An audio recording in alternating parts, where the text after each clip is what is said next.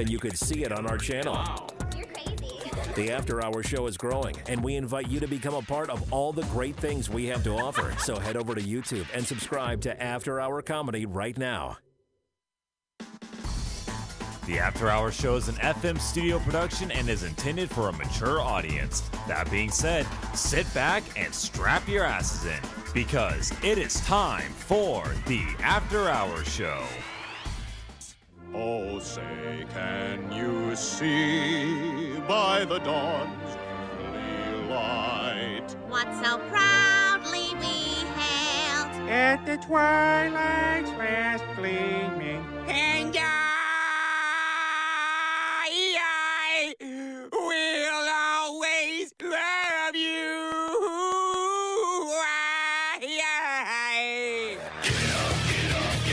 drop the bomb, get up, this is out of control. Get up, drop the bomb,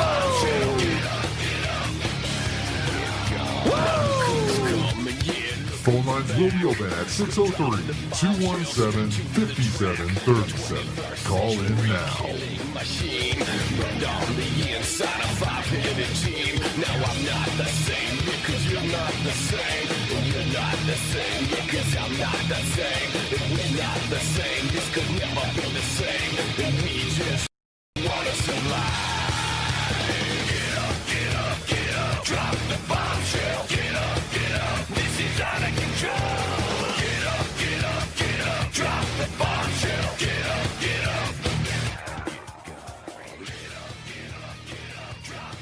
All right, ladies and gentlemen, welcome to the After Hour Show. Mark Hamill here from After Hour Comedy, joined by Mundane from Twitch, YouTube, everything streaming related. Mundane, what's going on? Not much. I'm trying to get to my website right now, and something weird's going on.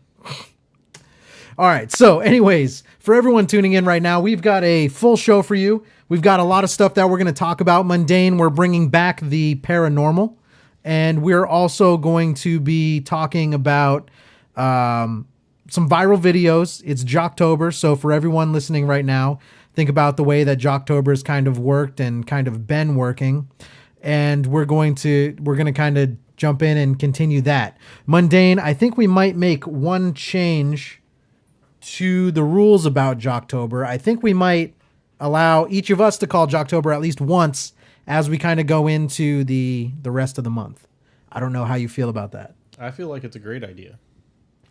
Calling Jocktober? So, because there's one specific Jocktober I'm really trying to get to, and I'm really trying to hit, and it Morocco. Yeah, Morocco. Mr. Morocco. Now, we're gonna figure out, we're gonna see how the night goes. I'm gonna give him a chance to do the right thing. We're not gonna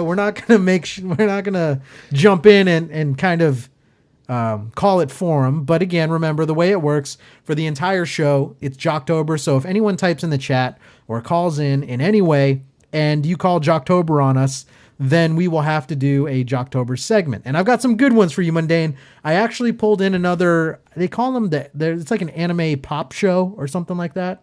Okay. Now, the quality is better than the last one we heard.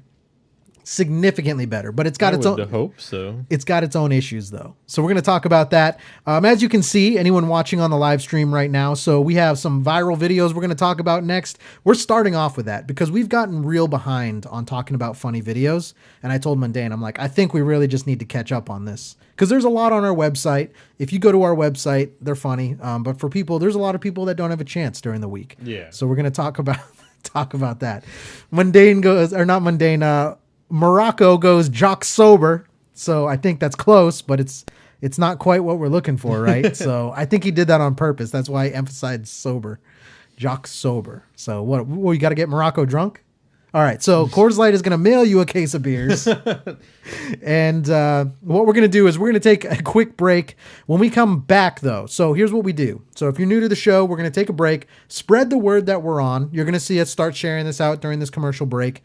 And then when we come back, we're going to jump right into it. We got viral videos. Jocktober's open. Phone lines are open. Also, to the caller that called in last week, I figured out what the issue was. Remember how he's like, hey, what's the deal with, why do you guys sound funny? It was the whole Skype thing. I forgot to switch it to our mics. So he was literally listening through the computer. He was listening to us shout across the room.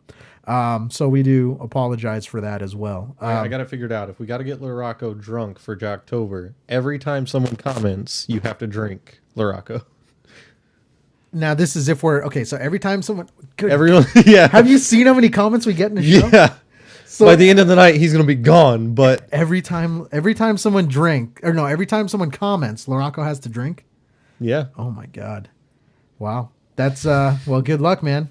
Speaking of which, you just got 2 comments. Start drinking. Have fun with that. That's 2 drinks right there because that's 2 comments. So Laraco. 3. You have to count your own comments as well. Okay, so we got a Laraco drinking game in here. Very nice. I never would have known. Never would have thought. All right. So we're gonna take a quick break. When we come back, we're gonna dive right into it. Everyone, welcome and hang tight. I'm gonna do something to hopefully increase the speeds, and I don't know what it's gonna do for the stream, but hang tight. We'll be right back. This is the After Hours Show. This'll send shockwaves around the world. You're listening to the After Hours Show. Okay, alrighty, let's play some tunes.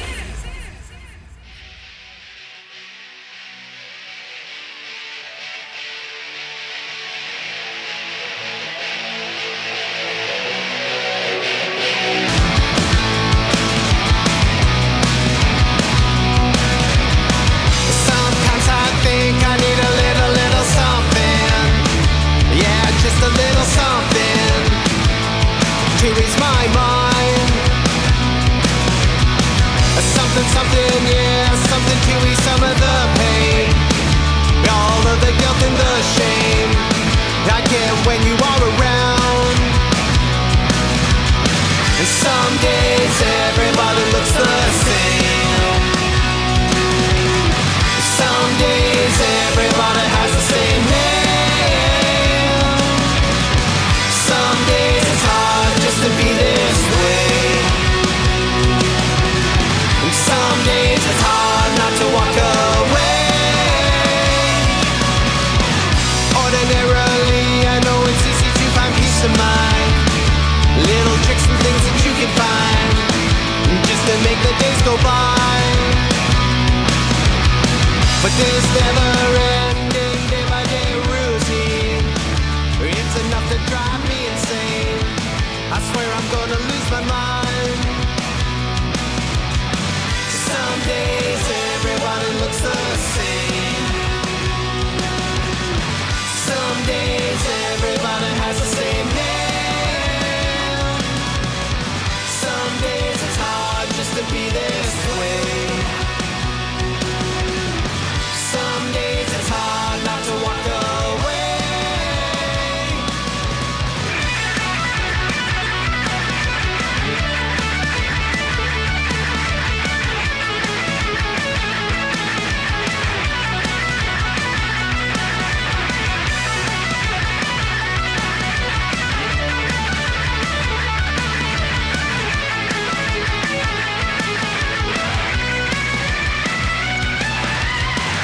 Some days everybody looks the same. Some days everybody has the same name. Some days it's hard just to be this way. Some days it's hard not to walk away.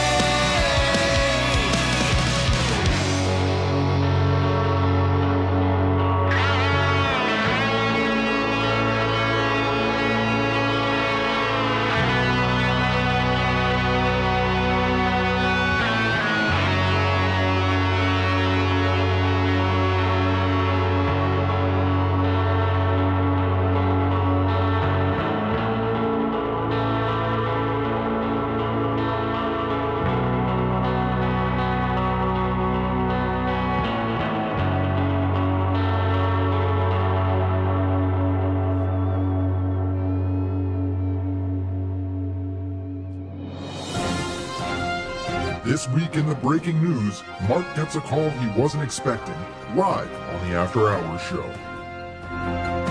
We have a caller on the line right now, Golden Smoke Punk. What is going on?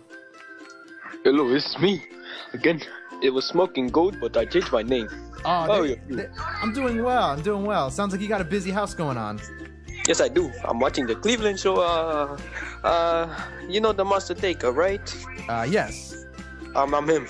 I don't want. Oh, okay. There we go. So, actually, is this your first time listening to the show, or you listen regularly? Mm-hmm. There we go. That's awesome, man. So, are you excited to hear from Masako X? He did the voice of Goku from Dragon Ball Z Abridged. I don't think so. You don't believe it? I'm confused. What are you doing? I do. Can you do the girl vocal?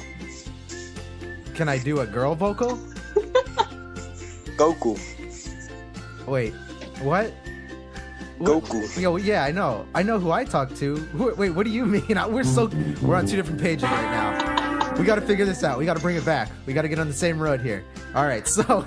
All right, man. Hey, do you have anything you want to say to everyone listening right now? No. Okay, that's great. Good job, man. Cutting promos, kid. You're cutting promos. Hey, I want to thank you for calling in, though. It was fun. Okay. All right, we'll talk to you soon, man. Oh, man. Does anyone else know what the hell just happened? Good job keeping it cool, homeboy. We'll be right back with the After Hours Show.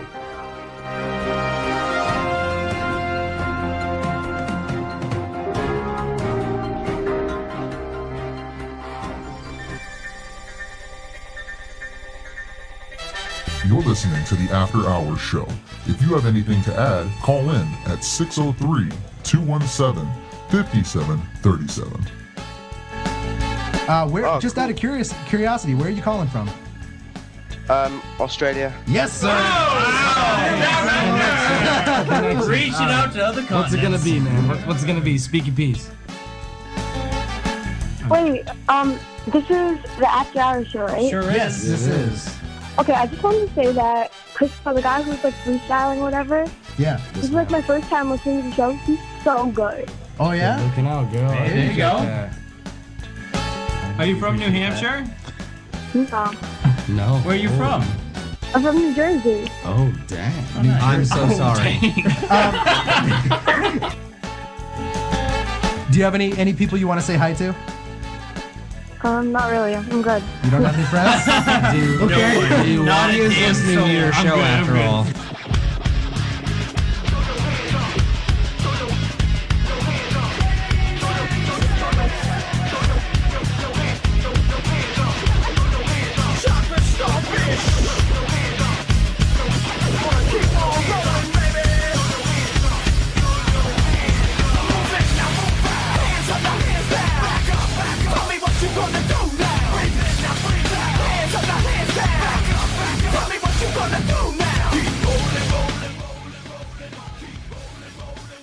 All right, ladies and gentlemen, welcome back to the After Hours Show. Mark Hamill here from After Hour Comedy, joined by Mundane. He's giving himself an eclipse right there on the camera for everyone watching in studio on Facebook or on YouTube. And guess what? Not on Twitch, because if you want to watch us on Twitch, you got to go check out Mundane. It's not under the After Hours Show.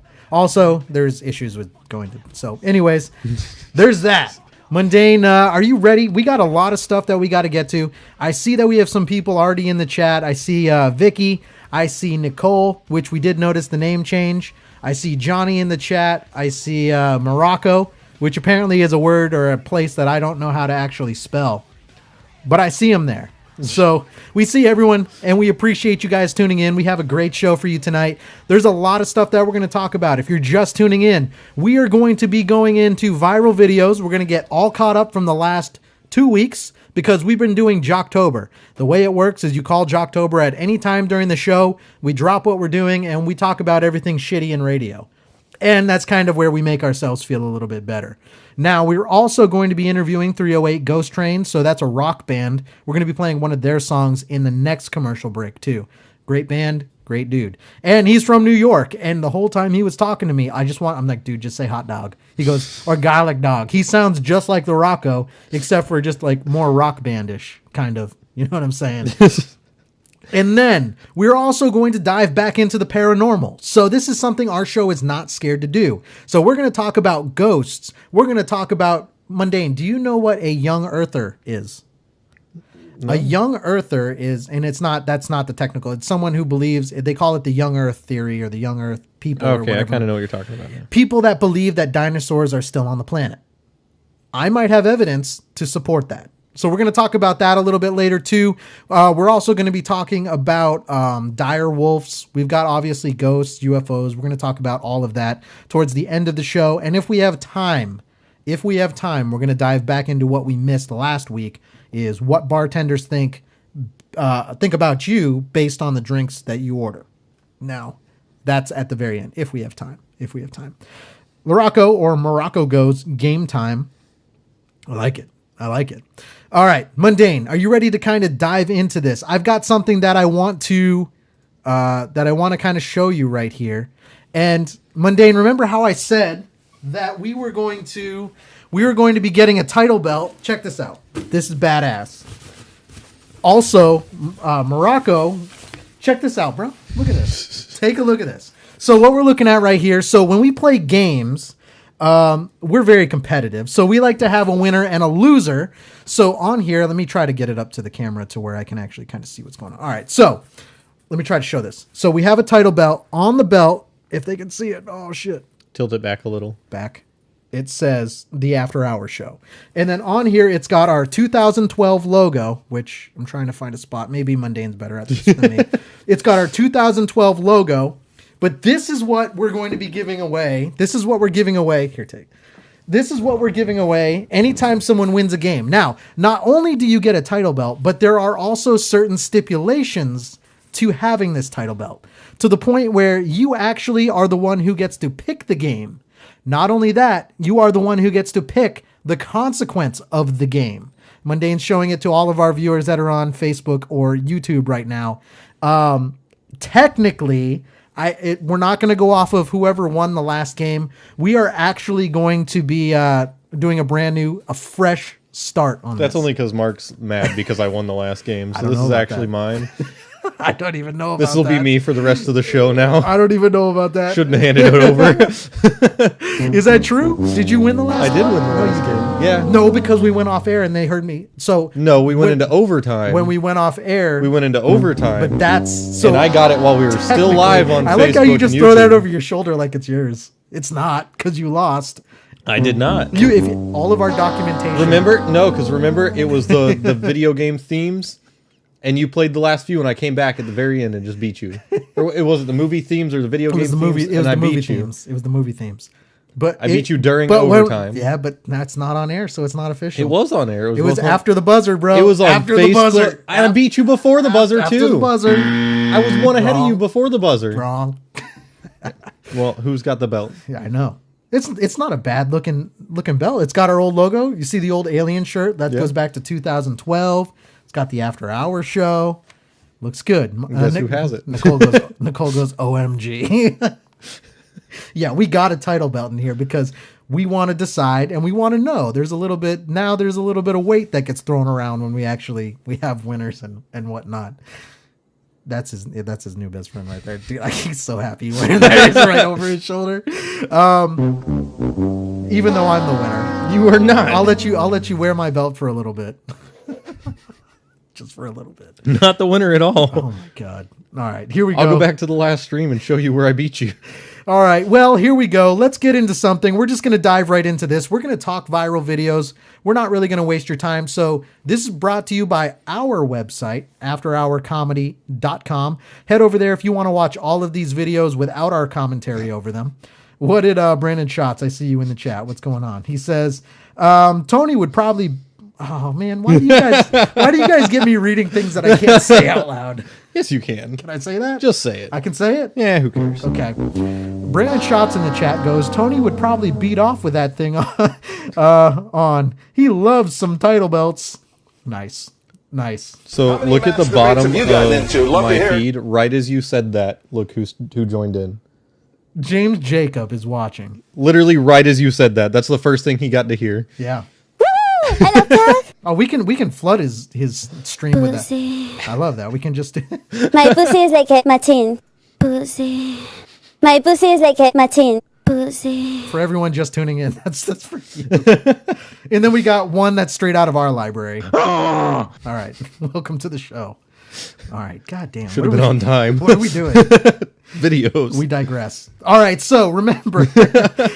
And we're in the middle of Jocktober. So the way it works is anyone can call Jocktober on us, and we've opened up the rules. We're going to give Morocco a chance to do the right thing and call Jocktober. But now, listeners, normally, traditionally, you guys are the only ones that can call Jocktober on us. And once you call Jocktober, we play another person's radio show or podcast. And we celebrate everything shitty and kind of some of the people that are taking our spot because theirs are filling in our spots where we need to climb the ladder. And also, we've opened up a new rule, and I feel like this is strictly for Morocco. This is the Morocco rule. And so as host for the rest of the month, I get one. I can call one time for the rest of the month, and Mundane can call one time for the rest of the month as well. All right, first video. Let's get into it. Here we go. All right, first video, Mundane. 5 rules of happiness. Do you want to know? And now this is from a guy's perspective, okay? Okay. 5 rules of happiness. What do you think they are? Have money. I don't know. Well, yeah, I guess I'm gonna tell you. Have money. Have a girl. I don't know. Get a dog. Own a house.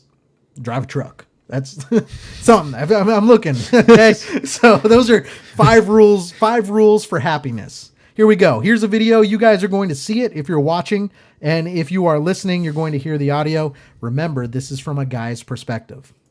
One is for the boys.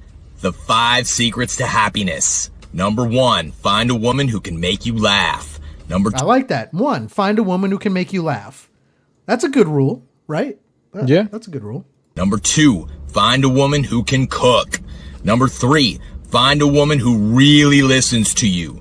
Number 4, find a woman who is amazing in bed. And number 5, and this is the most important one, make sure that these 4 women do not find out about each other. And then look at her face. Now let me go back for a minute. Okay. So what we're looking at right now, this is I assume a boyfriend. He's in his car and he's saying these 5 rules, making a video.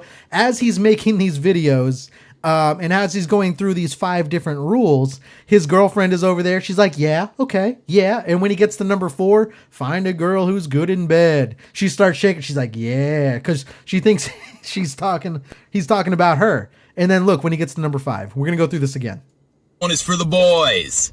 The 5 secrets to happiness. Number 1, find a woman who can make you laugh. About it. She's like, okay. Number 2, find a woman who can cook. She's like, yeah. Number 3. Like right there. So the way her eyes were moving, you could see her literally processing. Yeah, thinking about it. And thinking. She's like, yeah, and what she's doing right now, she's connecting the dots. She's like, yeah, okay, I'm a good cook. Yeah, I can make a good pasta or spaghetti or whatever. Number 3, find a woman who really listens to you. She's thinking through this whole thing. I know. She's like, okay. Pause that. Got this. Weird point too. Number 4, find a woman who is amazing in bed. And watch. Now she's like, yeah, start shaking her head. And number 5, and this is the most important one. See that how happy she was? Yeah. She's like, oh yeah. And then it all ends with rule number 5. But on rule number 5, also take a look at her face because her face totally changes, which makes this entire video. 1, make sure that these 4 women do not find out about each other. She's like, what? Did you just see that face? She just questioned her entire life at that point. No, and now they have a joint Facebook account. So that's what I think about people with joint Facebook accounts. That's a roundabout way of me saying if you have a joint Facebook account, I'm just kidding. All right, Mundane, we got a math problem. This is a math problem coming from a kid. Question for you. Can you figure it out? Probably. All right, here we go. Jaden has $1 bill, 1 quarter, and 2 pennies. How much money does he have? Okay. I don't know, man. That's a hard one. I'm not sure I can get that one. All right, I'm gonna play it back. All right, here we go. Now, Mundane, I'll tell you, if you get the same answer the kid gets, you can wear that title belt. That title belt's yours. All right, here we go. Jaden has $1 bill, 1 quarter, and 2 pennies. How how much money does he have? Now, you're hearing it from a little kid, so that little kid kind of stuttered a little bit like a little kid trying to read. Okay. Right? So I'm not making fun of the kid, but Mundane, what's the answer to that? I feel like the kid's going to be like, the kid has $1.25 or a penny and 2 quarters.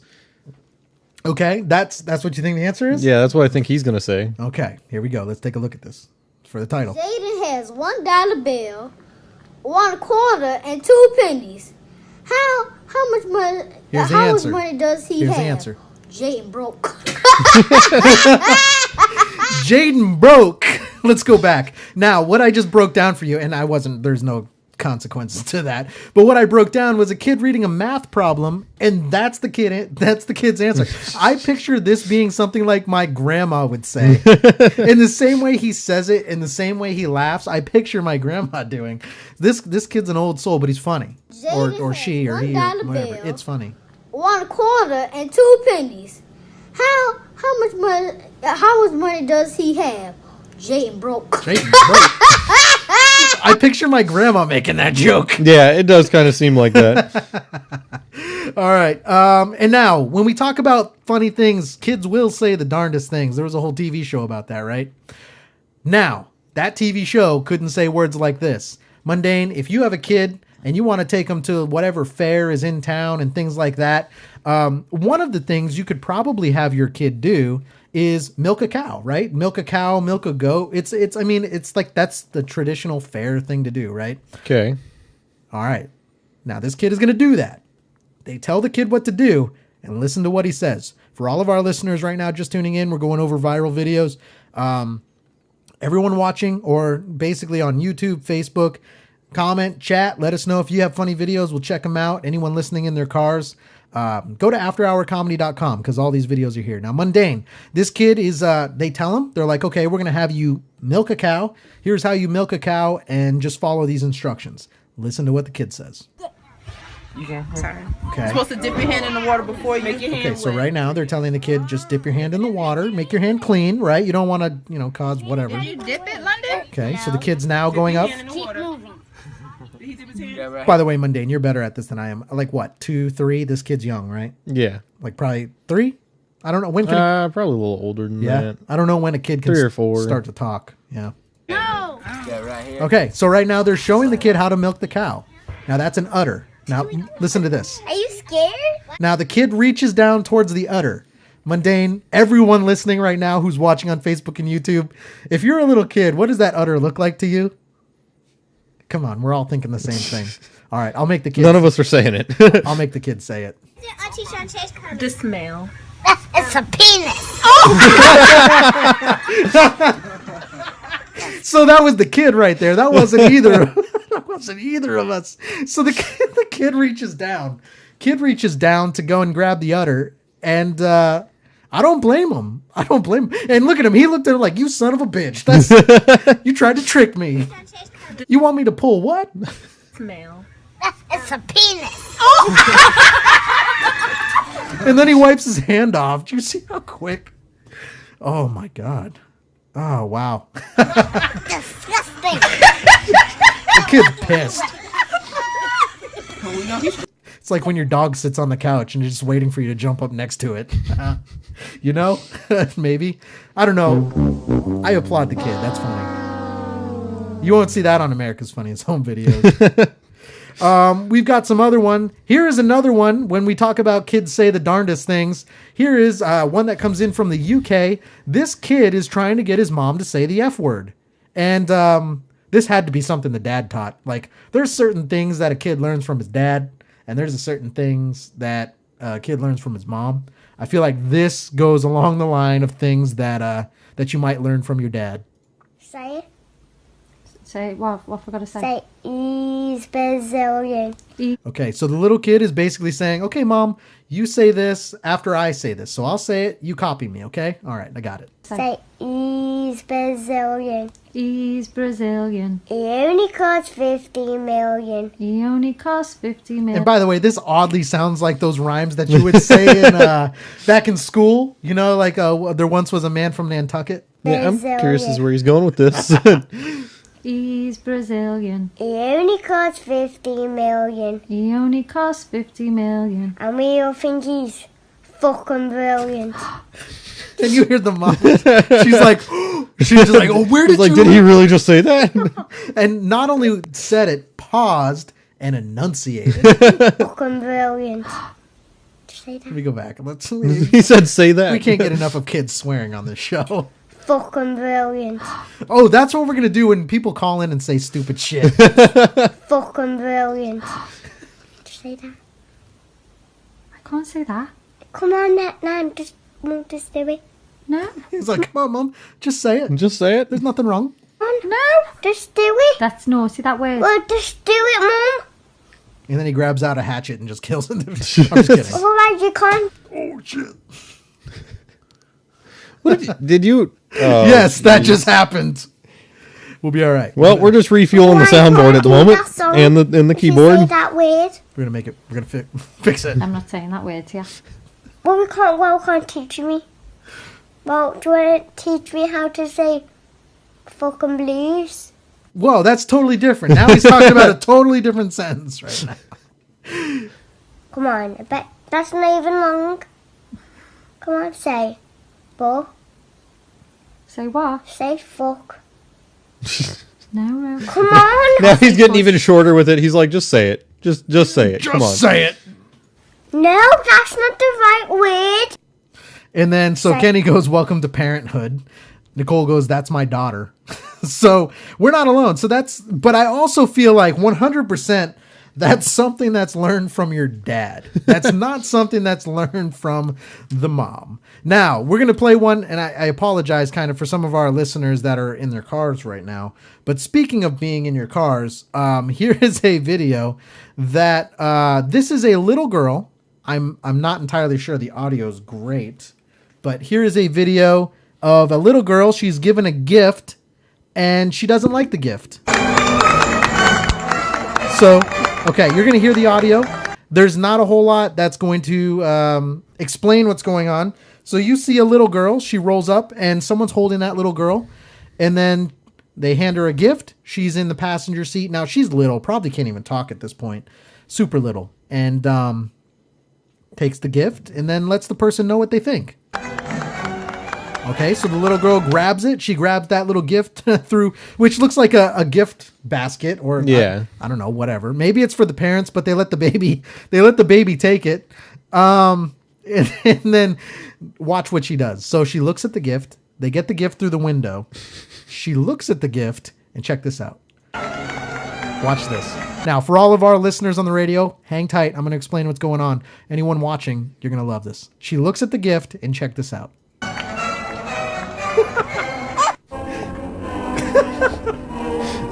The parent's face, though.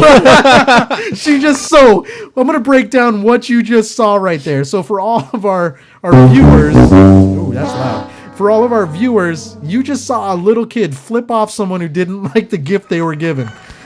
Okay, they roll up, don't know what the music is in the background. They hand the baby the gift. The baby looks at the gift, and then she just flips him the bird. Later. And look at the mom. Like you said, the mom is just like, oh no.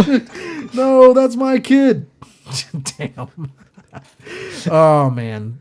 Kids will say the darndest things, right? Now, I don't know if you guys know this, but Kanye, we thought he disappeared from the presidential election. Apparently he didn't. So this popped up on my feed at some point. Oh, man. And he's not done. Now, despite the debates, I think the reason he popped up was because he felt like he was left out of the debates. And now Kenny goes, wait until they drop. Now we're talking about the kids again. Kenny goes, wait until they drop a goddamn it. And they're angry. Right? So, so that's the kids. But on this note, so Kanye popped up in my feed. I feel like he shows up anytime he feels left out.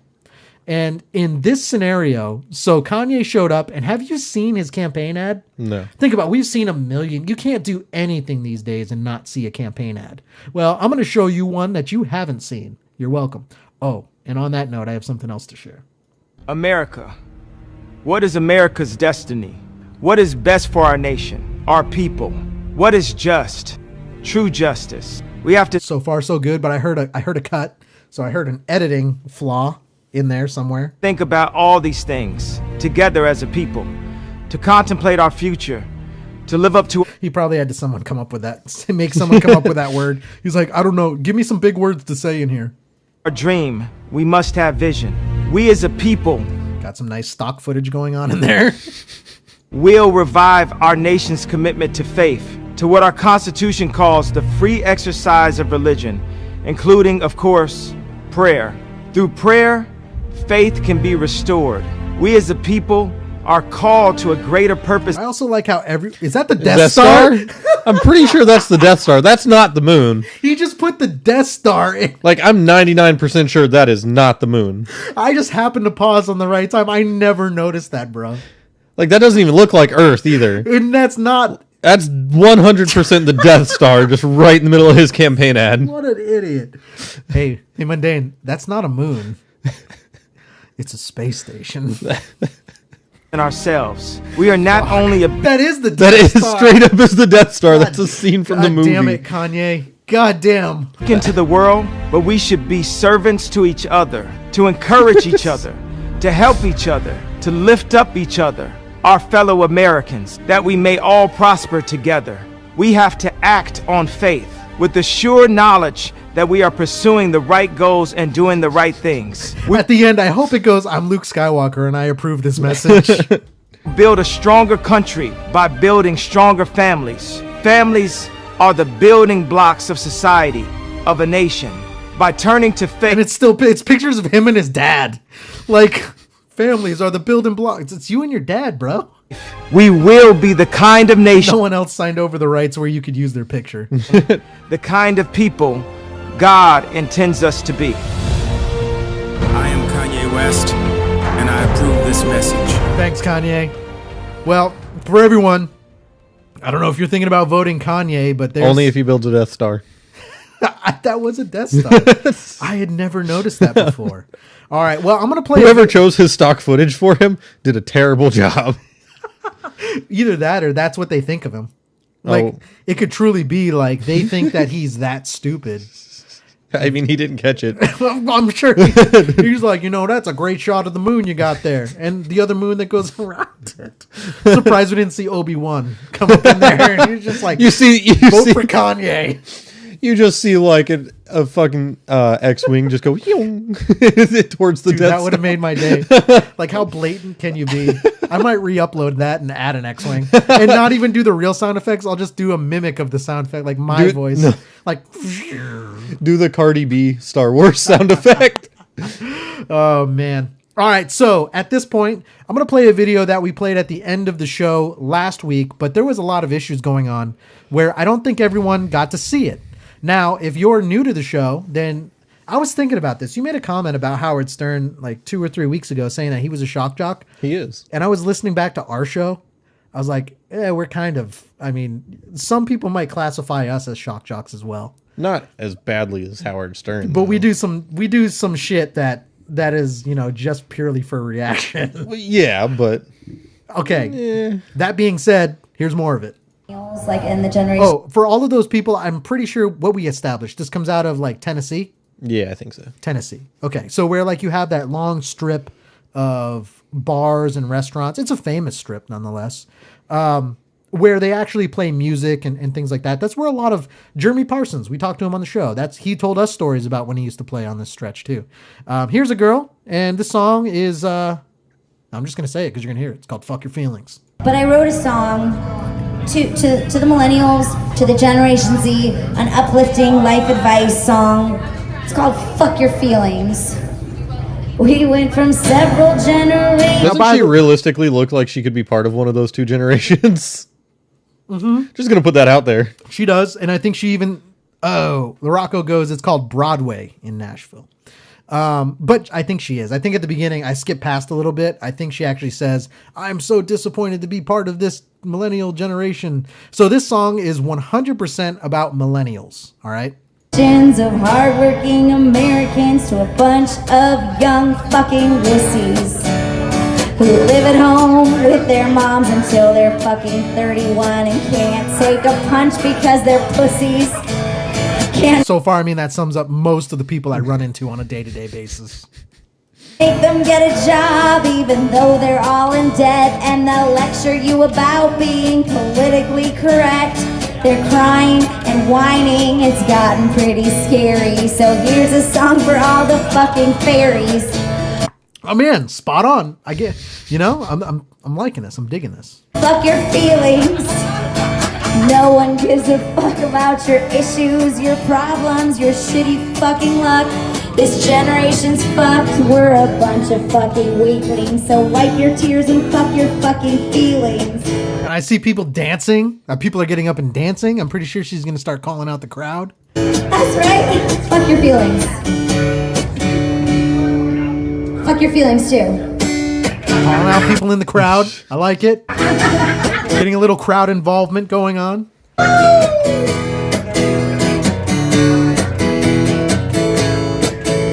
Screw who you want, it don't affect me, but we don't need 1,000 terms for your sexuality.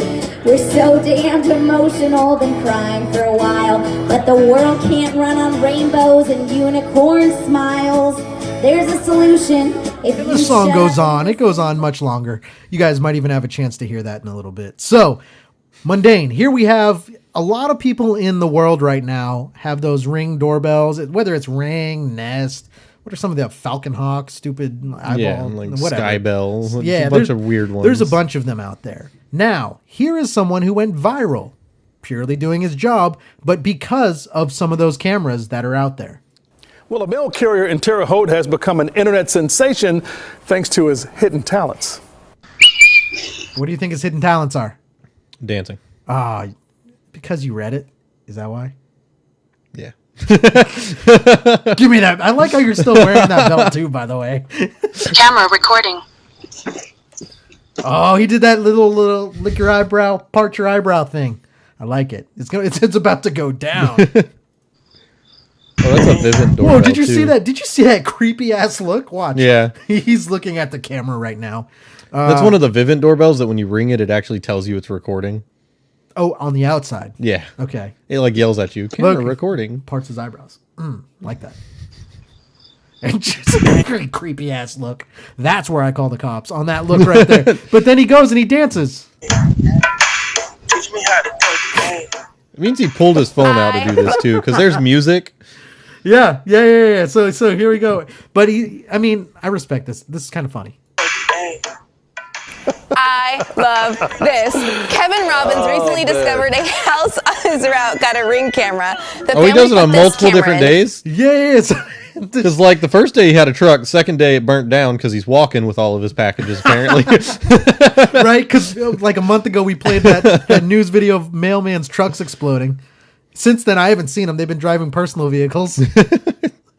Some kids who were messing around the yard, but Robbins decided to use it to show off his entertainment skills, his dancing skills instead. Now every day he leaves a special performance on the camera. The homeowners, they just loved it so much that they actually started a Facebook page dedicated to him. Well, he's got a little lip syncing going on right there too, a little lip sync action. He's got it going on.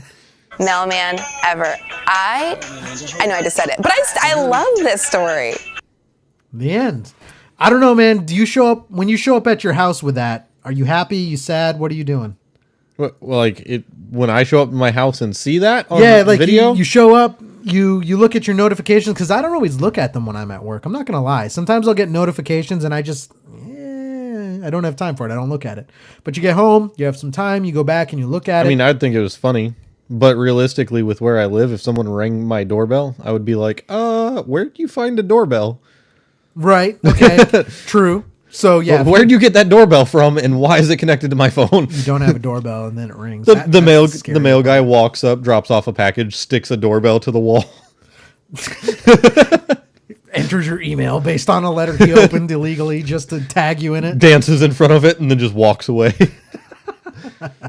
Oh man, takes it to the neighbor's house. It's kind of creepy. And then he comes back later at night and just watches you while you sleep through the window. On a ladder because you're on the second story? Oh, no. My bedroom window's right there next to the front door. Okay. Well, he can easily get to that. On another note, if it wasn't a burglar, what if, let's go back to afterhourcomedy.com for a minute, what if it was Morgan Freeman? Because I bet a lot of our listeners know who Morgan Freeman is. But do you know Morgan Freeman, when he first started his career, he was actually known as Vincent the Vegetable Vampire.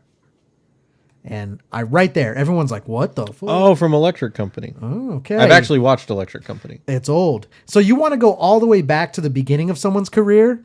I'm going to show you Morgan Freeman. And since it's, what'd you call it? Spooky season? Spooky night? Spooky season. Spooky season? Since it's spooky season. Spooktober. Spooktober. No, it's Jocktober. It's both. It's both. But because it is the Halloween spook season or whatever you want to call it, I decided to show you a young Morgan Freeman. Not only a young Morgan Freeman, but I decided to show you a young Morgan Freeman as a vampire. Here we go. Doesn't really matter. He's going to have the same voice either way. Except for the quality of the recording equipment's a little different. Yeah, when you record something in the 80s. He is Vincent, the Vegetable Vampire. I like this. I'm Vincent, the Vegetable Vampire. What do you think? Mind blown. In the night time when tomatoes start to scream, it's only Vincent, the Vegetable Vampire, sleeping in the garden of your dreams. You can, now he's definitely younger in this. Yeah. For sure. Definitely younger. But he's Vincent the Vegetable Vampire. Vitamins, I get my women bigger, and vegetables have vitamins, that's right. So Vincent the Vegetable Vampire comes creeping in your garden at night. And in Mundane's window, watching him sleep. I see a squash, I squash it, and drink the juice right in. If I see a cucumber, Kenny's like, no. Negative, Ghost Rider. Vincent Now, anytime you hear him over a documentary, like Morgan Freeman's on a lot of those nature documentaries, like, and here's a goat drinking out of the water. Here's a giraffe drinking out of the water. Here's a warthog drinking out of the water. And it's like that for an hour. And so instead, I think when he goes on and does documentaries, he should only do documentaries as Vincent, the Vegetable Vampire, in character every time.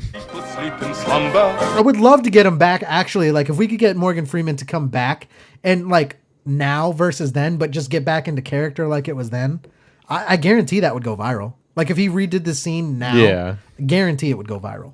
I bite right through his skin. Oh, shit. And why do you have to be holding that when you say it? Because he's holding a cucumber, ladies and gentlemen. Because he had moved on to the cucumbers at this point. What would have been even funnier is if he was holding an eggplant at the time. And he just didn't even know. It's like, you know how the Simpsons predict the future and stuff? So Morgan Freeman holding an eggplant, and then he says that he's going to bite into it. Through his skin. Through his skin. And it's an eggplant. That'd be funny. I'm Vincent, the Vegetable Vampire. Nighttime when potatoes close their eyes. And Vincent, the Vegetable Vampire, comes and takes them by surprise. Anyways, so that's Vincent, the Vegetable Vampire. Now, I'm going to do a video that's pretty much going to benefit our video, and so Facebook, YouTube, those listeners, because I feel like every now and then we cater towards the audio side. We truly do. Yeah. Granted, we also show you videos and stuff, but when things go bad, we truly care about the audio side of it more than anything. I'm going to play a video because I feel like we need to cater to now towards the video side. So anyone listening in the radio, check out afterhourcomedy.com. It's the very first video that you're going to find on the website. Now, for anyone watching right now, let me break this down. They were trying to film a commercial. Okay, like a TV commercial for a theme park or a new roller coaster that got made. And all of these people are actors. Okay, now this actor, whether they didn't know what they signed up for, whether they underestimated it, or whether they showed up and the roller coaster was more intense than they thought, this actor is terrified of roller coasters and ended up being in a roller coaster ad. Now, that's awesome. You're going to go, and this is the reason I say this is for our video viewers, and is because you're going to see him go through moments of acting, true fear, slightly passing out, back to acting, and then slightly more true fear. Like, so there are shots that he takes in this where they could use it for a commercial, but in between, you can tell he's scared that he is about to die. All right. I'm going to play the audio. I'm not entirely sure there's a whole ton of audio though. Okay. So you're going to hear the music, and we're definitely going to talk over it so we don't get slammed with the copyright. So what you see right now is they start the roller coaster. And now let's go back a second too. I'm pretty sure he doesn't put down the bar. Right now, what you see on your screen, the girl's looking down at the bar.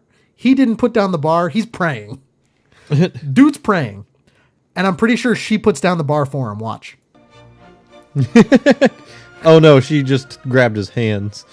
Well, because he's scared. And now look, now he jumps into acting mode. Okay. Now he jumps into acting mode. Watch. Okay, so let me go back. Scared to death. Okay, we're rolling. Go. Action. And he's, woo, now he's all excited. Okay, so now he's all excited. She's kind of laughing at him. Now he's scared again. So they go through. He's praying. There's a little bit of praying going on. He's clapping. His head's down the whole time. Eyes are basically shut. Scared to death. You can tell they're going up. Trying to film a commercial right now. I would have put him in the back. Here we go. He goes down the drop. They're about to go drown. No, that's like the perfect person to put right in the front. He's praying. He's clenching. Oh my God. Yeah, he's done with the commercial. And now he's trying to be excited. Look at this. Yeah, he's trying. He's like, oh yeah, I gotta actually be part of this. Fun. And now look at his face. I'm pretty sure he yelled. He's like, I'm trying. He's like, I'm trying to get paid, but oh crap. Shouldn't have done this. So much. There's so much clenching going on right now. Look at him. Look at that face. Like he's just straight up dying. I'm surprised he hasn't passed out at this point. All of our listeners in the radio right now. Did he just pass out? He did. Yeah, he's out. Oh, wait. No, there he is. Woke back up. All of our listeners on the radio need to go check this out. And he's out again. Oh, my God. And look, now he's back to acting. Now he's like, whoa, I love this. I like how everybody else is like, yeah. And he's just like, oh, look at him. He's the only one like, oh, I hate my life. LaRocco goes, this guy's having a great time. Oh, shit. Those are the best people to be on a roller coaster with. That's me. By the way, that 100% is me. I'm not a roller coaster. I don't like them. Hate them. 100%. Like, I almost passed out on Mantis on SeaWorld. I didn't like roller coasters when I was younger, but then I started going to amusement parks more, and I just forced myself to get on them, and now I don't even care. You got a Disney roller coaster, and then you got like a frickin' SeaWorld. Not Animal Kingdom, Busch Gardens roller. Like they're trying to kill people. Which one? Well, I went to SeaWorld, and there may or may not have been a time where someone convinced me to go on Mantis, and I may or may not have just been trying not to look like a complete wuss, and I was like, all right, whatever, let's do it. And the whole time I'm like, oh, I'm gonna die. So I go on Mantis. That's the one where like they take you're sitting like this. They sit you in, and then it goes, and you lock up, and you're facing down. Yeah, that wasn't what freaked me out. And actually, I almost passed out on this ride because, like, when I go down drops, I like to be exhaling. I don't know why. Like, I breathe in, and then when I go down the drop, I exhale. For some reason, that's how I do it. So what happened was, it goes up to a point where it does a loop, and then it goes around. But that loop is so steep, we got to the top of the loop, and I couldn't breathe. I was like, oh, shit. You're like, oh, maybe I shouldn't have exhaled. It's about to go down. I shouldn't have exhaled. Because I was in the middle of an inhale, went up to the top of the loop, and couldn't breathe. And for like a good 3 seconds, I couldn't breathe. I was like, oh, here we go. And after I got through that loop, the rest of the coaster was fine. Also, on that same day, they talked me to go into, so Mantis was the one where you face the ground, and Mako, that was the new one at the time. They convinced me to go on that. And so I went on Mako. I don't know if I'm too skinny to be on that ride or if I didn't snap shit down all the way, but literally there's a bunch of humps, then it goes up. Yeah, and it threw you around on the seat. No. I came off the fucking seat. I was hugging the bar in front of me because every time we went over a hump, I came off of the fucking seat, bro. And I thought I was gonna die. Like we're X amount of feet up in the air. Every time we went over a hump, I'm coming off the seat, and the bar's not even touching my chest. I was gonna die. So this is why I hate roller coasters. There's two roller coasters that kind of once I kind of forced myself to get on them, it wasn't as bad anymore. No. There's a different, like I'm saying, that's why. Well, okay, so Disney roller coaster versus shit that's gonna kill you. This was roller coasters at Wild Adventures in Georgia. That sounds kind of ghetto. So there was one roller coaster called She-Ra. Do they travel around from state to state? There was one called like Cheetah Hunt or something, but it was a all wooden roller coaster, original all wooden roller coaster. Oh, we had one of those in my state that killed like 3 people. And they finally shut it down. But that one, and then they had another one where you had to actually lay down in the roller coaster. Like you laid down on the seat, and then the bar went over your back, so that you had to be like, you're laying on your stomach during the coaster. You're Superman in the whole thing. Yeah. And I was like, at first I was like, no. But once I rode it once, I was like, yeah, I could do that again. That's not that bad anymore. Yeah. But, oh, man, some of those roller coasters, same thing when I was growing up. There was a roller coaster that was, and we had it at what we called Canopy Lake Park. I think that's what it was. And sketchy, man, totally sketchy. Like people die. But same thing. It was all wooden roller coaster, and it was an all wooden roller coaster. And then people would ride it. They loved it. It was like a historical thing. Like you go there and you just kind of. You ride it, but people die on that. This was an all wooden. People die on that stuff, bro. This was an all wooden roller coaster with a top speed of 74 miles per hour. Bro, that's faster than highways. That's why they called it Cheetah Hunt. That is faster than I drive my car. That's why they called it Cheetah Hunt. The speed of a cheetah. Nicole says she remembers the one I was talking about too. All right, so what we're gonna do is we're gonna take a quick commercial break, and when we come back, we'll get into a couple more funny videos. Then I think we'll get into the interview. We got a lot of stuff to get to. Mundane, don't get too comfortable in that title belt. Again, for everyone just tuning in, literally got a whole title belt just to determine who's the winner. So there's no question. Which it was obviously me, because you see I have the title belt. There we go. And it literally says the After Hour Show on it. On the side, the smaller panel has our 2012 logo. And then on the other one, it's just got the logo again, but it's the same. All right, we'll be right back. When we come back, we're going to talk more funny videos, getting into the paranormal. This is the After Hours Show. She's working hard at her lemonade stand. I asked how you doing. She took me by the hand, said something's wrong, but I'll get through it. I'm gonna beat it. I'm not retreating. Every morning when I wake up, I shout big C. You're not welcome here. This is my home. You're hurting me. Just leave me alone. You're the invader. I'm a crusader. I fight you off on my own.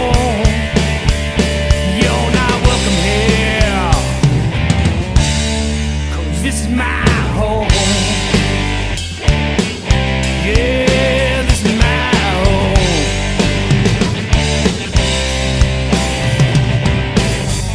I looked into her eyes, saw her inner strength. It took away all my breath. I said, you're a fighter, you'll do great things, and he'll do all the rest. You're gonna beat it, won't be retreating. Every morning when you wake up, just scream big C. You're not welcome here, 'cause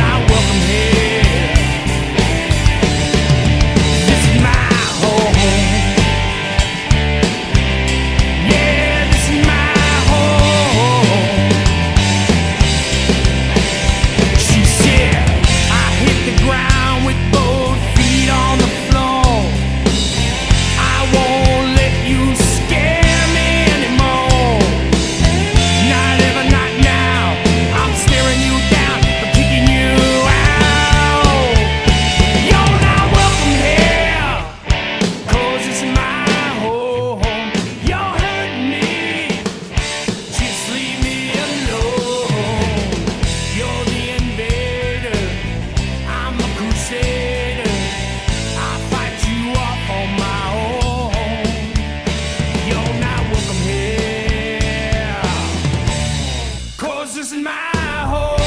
Well, this is my home. This is my home. Walk out, this is my home. You're not welcome here. No, no, no, no, no, no. You're not welcome. You're not welcome here. No, no, no, you're not welcome here. This is my home.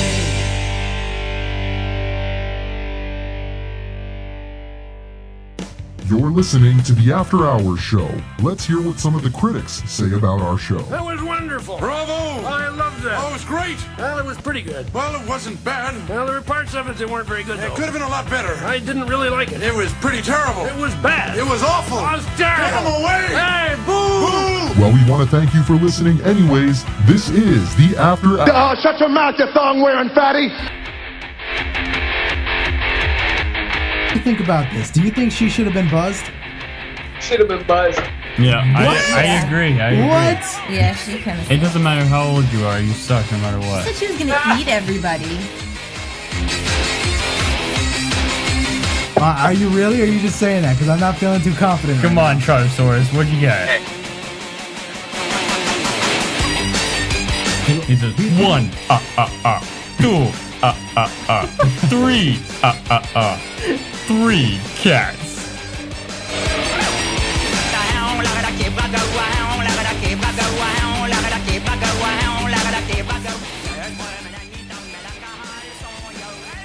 All right, ladies and gentlemen, welcome back to the After Hours Show. Mark Hamill here from After Hour Comedy, joined by Mundane from Twitch, YouTube, everything that can stream. And we just got done talking about roller coasters, and apparently Mundane's telling me we have to go to a theme park now. Yeah, we gotta go to a theme park. Because I'm scared of roller coasters, because... Yep. No. Yep. This is also why I would never go to a theme park with Renegade. Is because Renegade and Miss Sin, if you saw the video that I posted on my Facebook page this week, it was it's titled Tasing a Rapper, but that's Renegade and Miss Sin. Renegade and I do a lot of songs together. Miss Sin, she's also a streamer, but they're both like over 6 feet tall. And the reason I stopped going to theme parks with them is because they would want to go on roller coasters, scary roller coasters. And when I didn't want to, they would pick me up and carry me through the line. And there was nothing, because Renegade was also a Marine too, so he's strong enough to, like, literally he could throw me over his shoulder. And not only that, but they're good enough people, where like they would literally just go up to the front person at the line. They'd be like, hey, he's scared to go on roller coasters. Is there any way we can skip the line so he doesn't get scared in line? They're like, oh yeah, we'll get you right on the next one. I'm like, what are you doing? And after they carried you up there. Yeah, so, oh man. No, before this guy I have thrown over my shoulder, yeah, he's pretty scared of roller coasters. Is there any way we can get on the next one so he doesn't get scared? Yeah, just go right on in. Literally, before we even wait in line, they would do that. But with that, we've also learned out a lot of tricks. When we're talking about theme parks, we've also, and Larocco goes, yeah, he also taught him how to swim. Like, by that, it's like where you throw him in, like you either live or you die, get out. So with that though, when we're talking about theme parks, we also learned that when you go to like Universal Studios, no one knows each other. Like everyone that works there, no one knows each other. We learned this because, so there was one time where we were in Harry Potter World and we were just having some drinks, because that was the deal. They wanted me to go on a scary roller coaster. I was like, look, I'm not doing it sober. So I was like, you guys need to buy me some. So whatever, we had a couple drinks and the bartender really liked us. We figured it out because the bartender was like, hey, you guys ever been here? We're like, yeah, but we like the experience. He's like, all right, come with me. And the bartender led us up to the Hogwarts castle and then gave us a private tour. Like there's the line that people can go into, and then there's a whole nother half of the castle, which is like the same thing, but better. And so he walked us down that, and he gave us a tour. He got in character and all that stuff, and he gave us a tour of the Hogwarts castle, but there was no one else around. Like, it was just us. Yeah. To the point where you get into the room with all the mirrors. Normally when you're waiting in line, you hear them talking. But like when you go on the private tour side, and we didn't pay for this, they're just like, hey, we like you. And we were tipping good. I always tip good. But so you go into the room with all the pictures, and there's a script where they'll talk and the pictures respond. And it's actually a conversation. Yeah. But what the people in line normally hear is just the automated version of it. But there's a whole script, and he went through that and whatever. But what we learned is we got to a certain point. He's like, all right, when you get to the next point in line, just tell him that John sent you from so-and-so. And I looked, I was like, Okay. So we got to the next point in line, and we're like, hey, John sent us. He's from the pub down at whatever, Hogsmeade. And they're like, okay, move on to the next point. When you get to the next point, just tell them Rachel sent you from this line. I was like, really? So just start making up names going through lines. Bro. So we did this whole process. We did it accurately and correctly. And then kind of what we figured out was later on, we were walking around and I was like, let's try this. So I walked by the Simpsons ride, and I was at least smart about it. So I walked by the Simpsons ride and I looked at the name tag of the guy who was standing in the front of the Simpsons. His name was whatever. We'll just say his name was Brett. Whatever. Brett. Okay, so now we went to the Men in Black ride. I go to the Men in Black ride, and I was like, hey, we just came from the Simpsons ride, and the guy really liked us, and he told us that we could skip the line if we let him know that Brett from Simpsons sent us. And they're like, okay, when you get to the next point, let them know that John sent you from here. I was like, I was like, that's how it works? Bro, and we did this. So we never waited in line after that. Like, literally, we would get skipped. And what they do is they skip the entire line, and you walk right up to the next car that's going to be going into whatever. Granted, you missed the entire queue, but, I mean, we had season passes, so we didn't really care. But if you really want to skip, and now this is only Universal. Disney, they have that shit on lock. Yeah. But Universal, you can do that. No one knows each other. It's kind of crazy, man. Kind of crazy. And then LaRocco's going, also same thing with Renegade, like I was saying, where he would just pick me up and carry me through the line. LaRocco's like, yeah, he taught me how to swim, flung me into the 15-foot end. And LaRocco's, he's a shorter fella. So 15 feet, you either swim or you die. I'm pretty sure there's a video of that somewhere. Or no, what it might have been, I might have shown up when LaRocco was swimming it, and everyone was like, good job, LaRocco. I'm like, what was he, like 3? Like, what's the deal? What's the big deal here? What's going on here? Oh, man. All right, Mundane, you ready to get into this? We're going to talk about it. We've got an interview. We're going to knock this out right now. We're going to be speaking to 308 Ghost Train. When we come back, right off of this 308 Ghost Train run, we're going to continue that kind of paranormal talk, and we're going to be talking about paranormal in the news. We're going to be talking young earthers, so people that think that dinosaurs are still on the planet. We're going to be talking about dire wolves, which is not quite a werewolf. This is more believable, and I have some evidence to show you. We're going to be talking ghosts. We're going to be talking UFOs. We're going to be talking all this and more. Up next, though, we're going to be speaking to 308 Ghost. Oh, okay. I'll wait. I'll hang on. I see in the chat someone wants to call in. I'll wait. And I've also got it fixed. So I don't think he said call in. He said he was about to call in. Okay, call. I feel like he's full of crap. I'll wait. I'll wait for Jocktober. Here, hell, I got videos for days, son. A moment of silence for Jocktober. I like how. All right. So someone said that they were about to call Jocktober. So we'll. He's so full of it. All right. He's not. So here's a video. In the meantime, while we're waiting for someone to call Jocktober, I could burn mine right now too if I really wanted. Here's a video. This is a boyfriend and a girlfriend. The boyfriend's clearly pissed because the girlfriend came home drunk, and the boyfriend calls her out. He's like, "Yeah, you only had one margarita," and then so see what happens. All right, so the boyfriend's at the table. The girlfriend walks in. Oh, bam! Complete full flip. So what we watched was the girlfriend walk into camera, and the girlfriend goes to sit on the chair and just completely flips over the chair. Check this out. Oh, bam. Yeah, no, LaRocco, we're stalling the segment just so you call Jocktober now. No paranormal for you until you call it. You okay down there? Yeah. So right there in the video, the boyfriend's like, "You okay down there?" Yeah. Listen. By the way, the boyfriend's pissed. If he doesn't call Jocktober, that second option from the bottom, we'll do paranormal and then let him back in. Just ban him from the stream and then let him back in. Dropping the ban hammer on people. Still gonna tell me you're not fucked up? Okay. Let's see. I don't even know what just happened. Did we answer? Got a caller on the line right now. Number ends with 7136. What's going on? I'm calling Jocktober. I want some Jocktober. There we go. Oh, there it now, is. Here's the question. Should we burn this one on LaRocco's, or let's give him a genuine one? Let's do a genuine one. I want LaRocco to call Jocktober. All right. But I know who's calling in. So right now. Oh, LaRocco just called it too. Well, no, he didn't. You No, dick. He's dancing around it. He doesn't really. And also, our mics probably sound better. We figured out what the problem was last week. It does sound pretty good. Yeah. All right. So I'm going to give you the choice. So you have, we have a show called Intriguing Conversations Show. You also have someone who, and I'm just going to throw this out. I'm going to be honest. They paid for an ad, and then they gave us a 4-star review. And I delivered the ad in less than 30 minutes. So I added them to the Jocktober. So we will play them at some point, but not as an ad. And so that's Don Pasquale.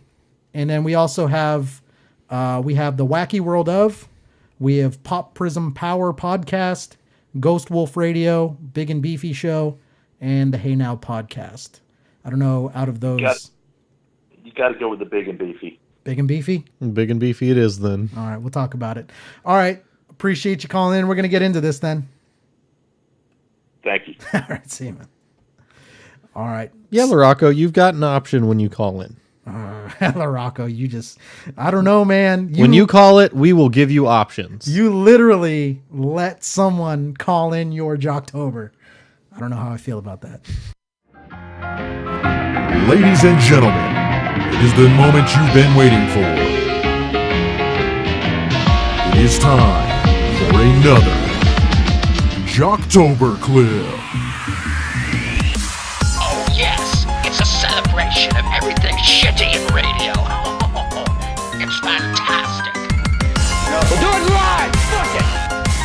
Do it live! I'll write it and we'll do it live! All right, Mundane. I don't know how Larocco's dancing around this. He's really scared about what He doesn't know what we're going to do, though. I told him he has options. He really does. He has options. And I talked to him, and I also told him that, man, he shouldn't. All right. We're going to get into it. Oh, man. You are getting a show option. Larocco is so paranoid. You are getting a show option. I'm just going to start mailing him letters, and in it, he's going to open it up, and there's just going to be like pumpkins. It just pictures of pumpkins, and then as he opens more letters, the pumpkin just gets bloodier and bloodier, and then eventually the very last one just says Jocktober.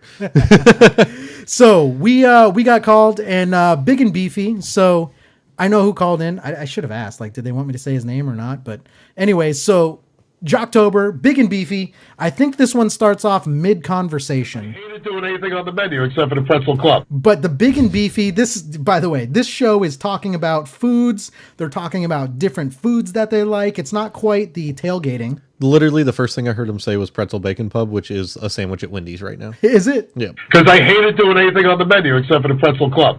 Like the create your own salad, I want to shoot people. That was Cormac wanted that. Apparently, now you can hear this guy. This guy does sound like he's from New York a little bit. I know. We thought it was just so dumb too. We were like, another create your own salad. God. For all of our listeners celebrating, These people just really don't like salads. Well, yeah, because you can hear the fat in his voice. The pretzel club. Everyone in my family still talks about that sandwich. They're like, oh shit, we don't go to fast food restaurants to eat healthy. Smoked tomato mayo. Yeah.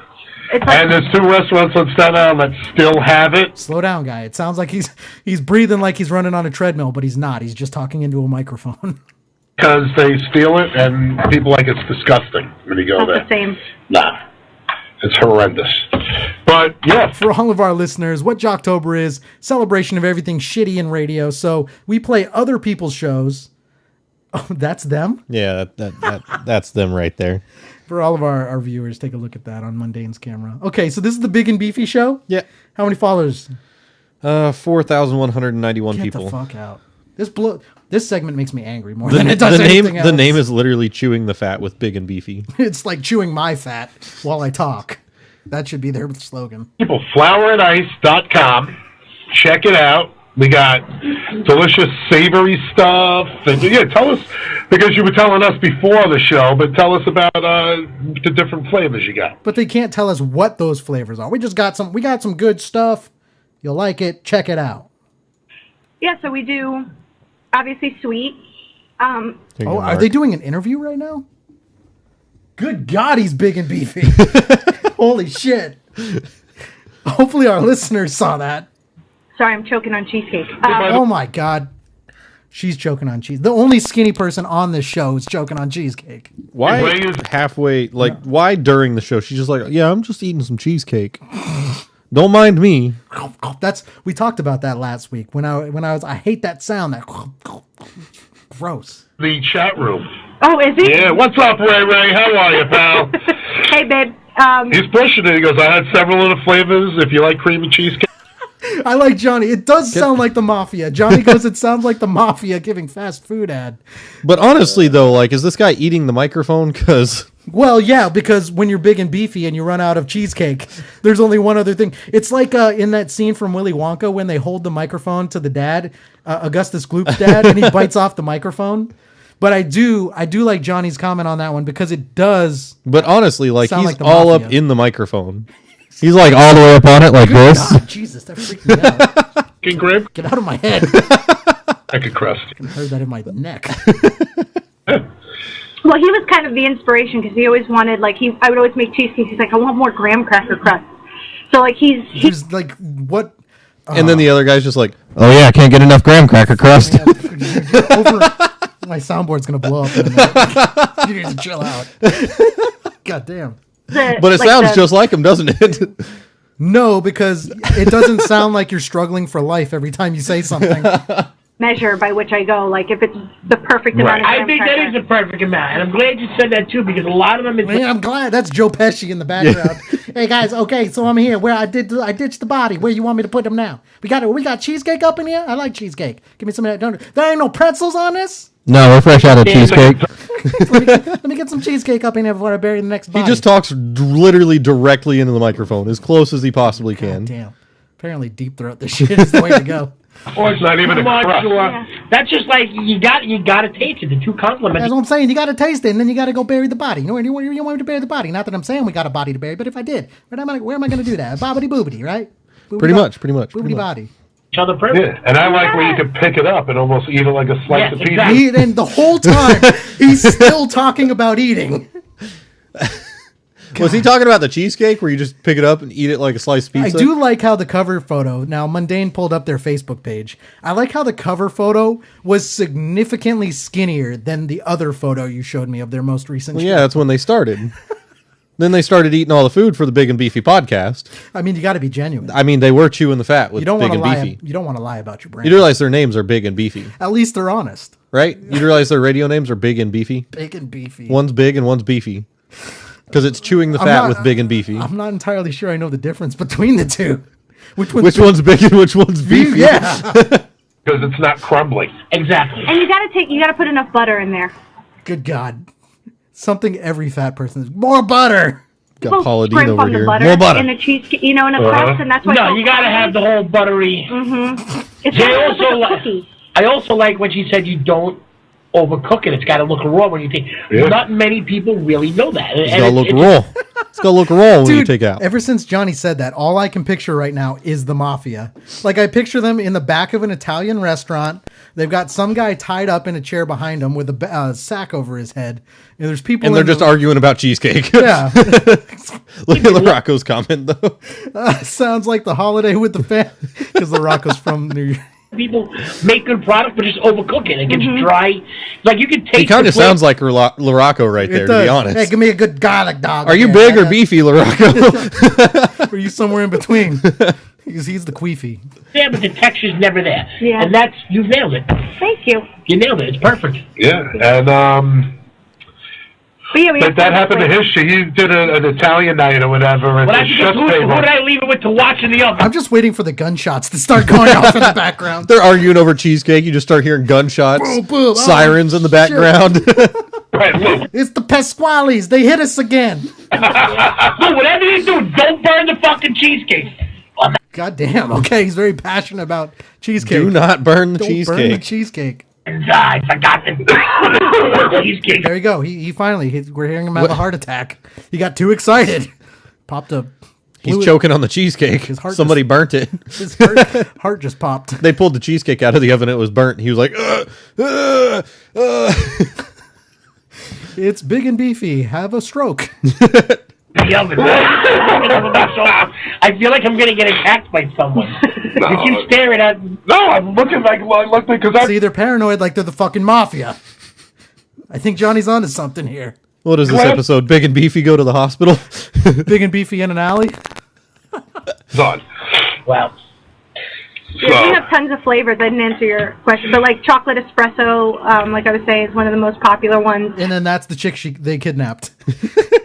I think this is an interview, though. Like, if I had to break this down... Yeah, I would think it's an interview, because I'm figuring Big and Beefy are the two guys. Oh, yeah, for sure. She sounds So she's skinny. probably just a chef, because they did a lot of interviews with chefs. Is that what you saw? Yeah.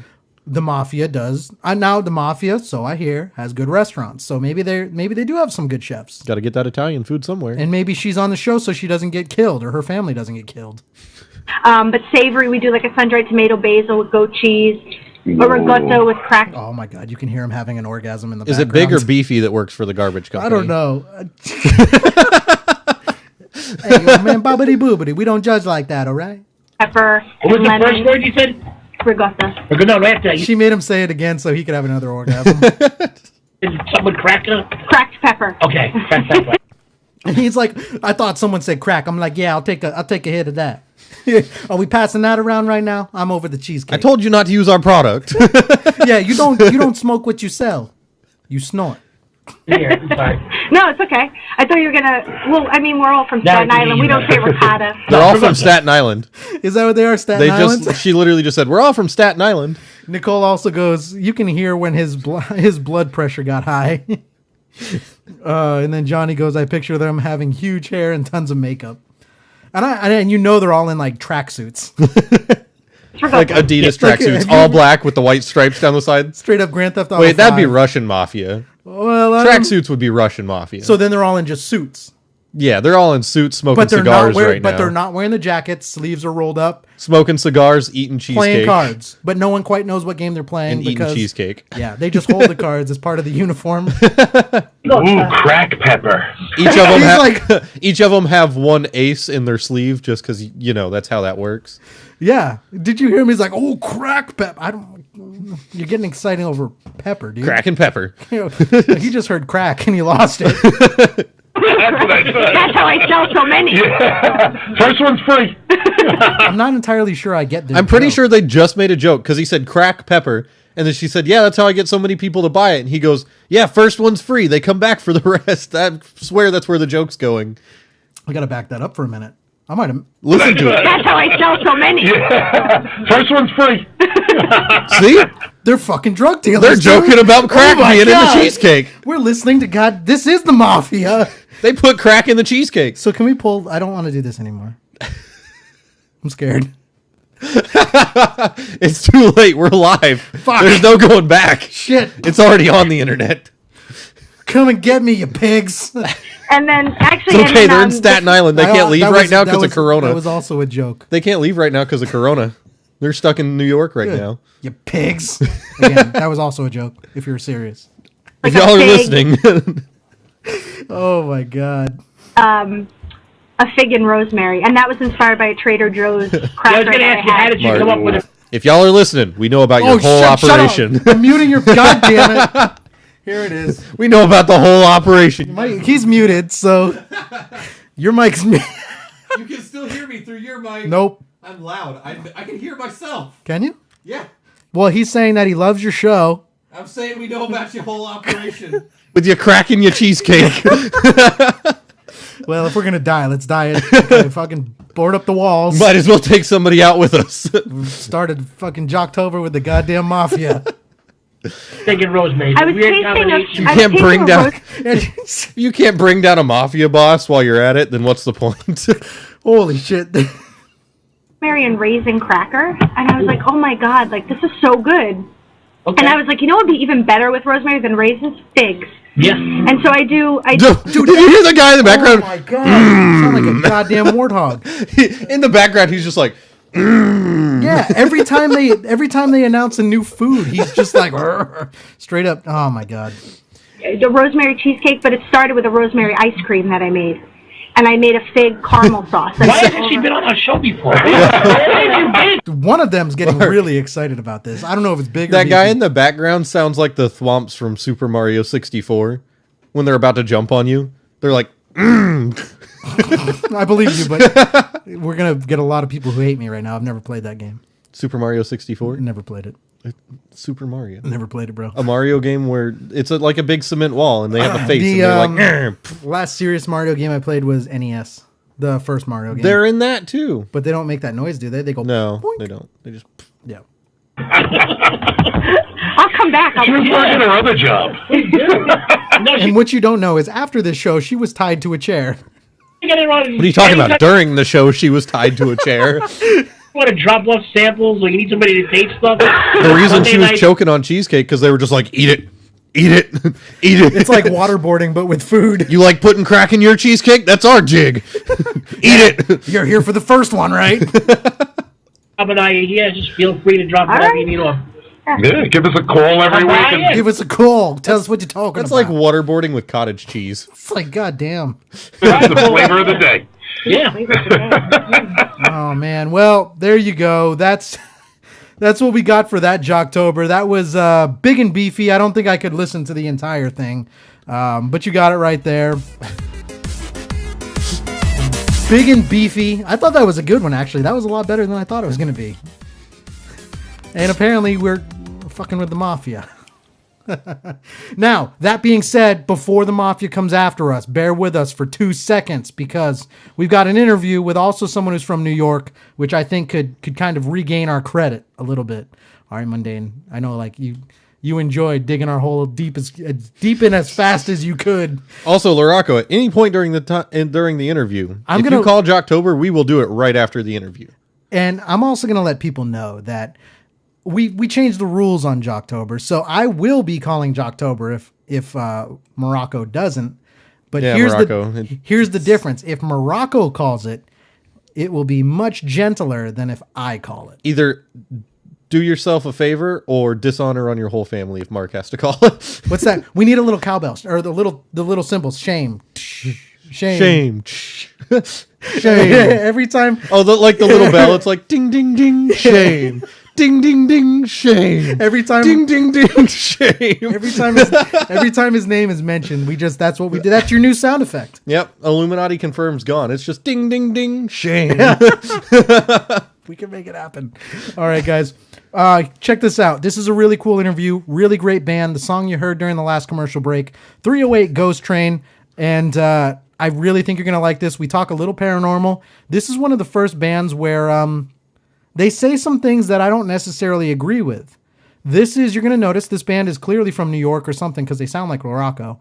And there is a little bit of a personality clash at first, but we get it together and we end up respecting each other at the end of this interview. There are certain things that are said where I'm like, but wouldn't you do this or shouldn't you do this? And here it is. This is the interview with 308 Ghost Train.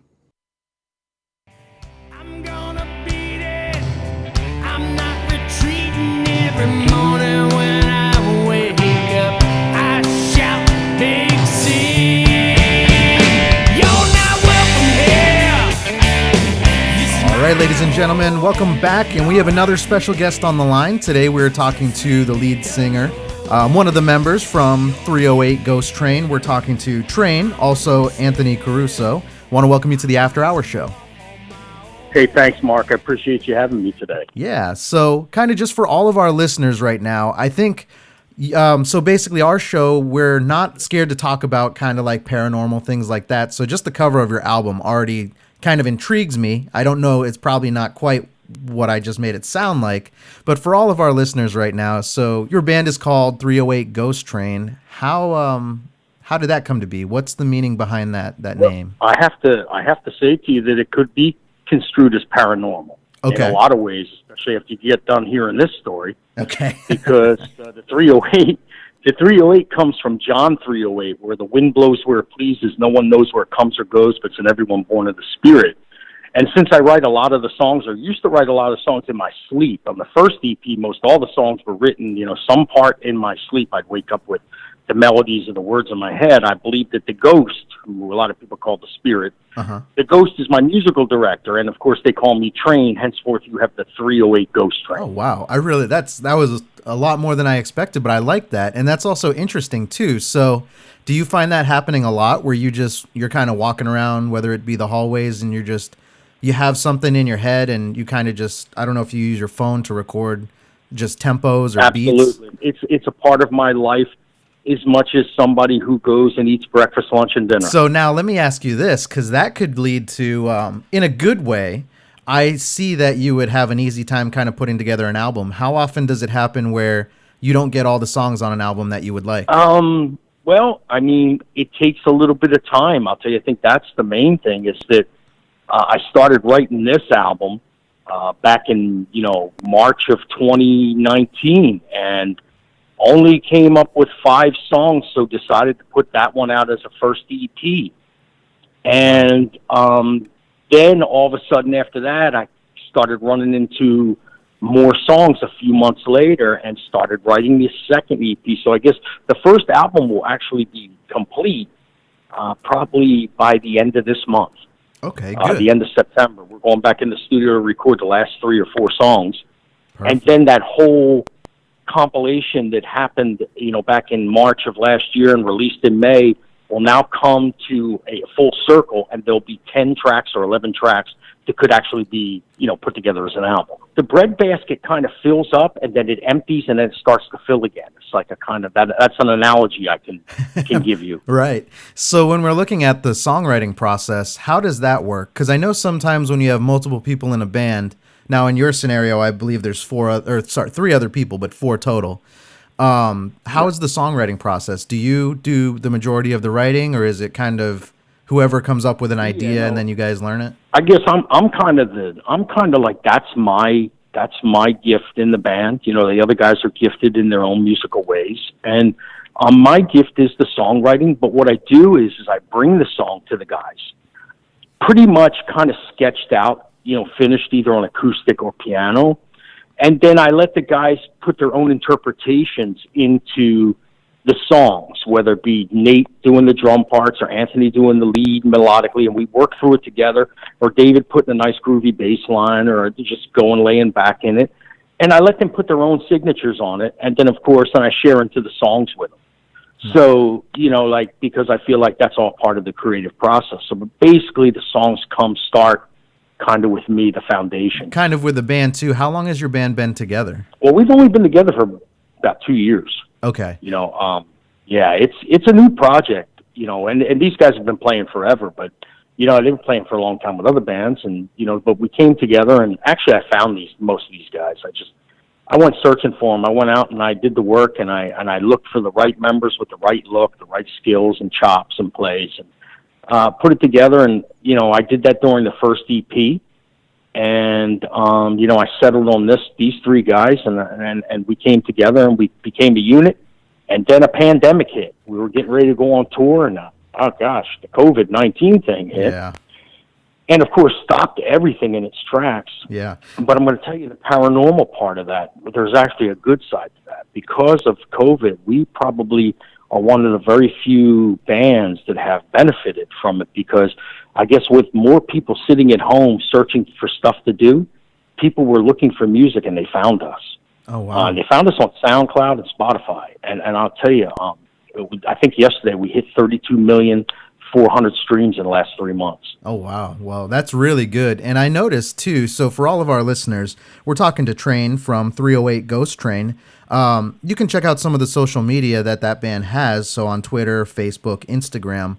I noticed on your Instagram, too, so you guys, there was a post I saw where you were asking some of your, I think you call them train riders, to go and to download to download some of the music so you guys could hit one of the top charts. Did that ever come through for you? Well, I think we fell short a little bit, but it's okay. They tried. They came out. And you can only ask.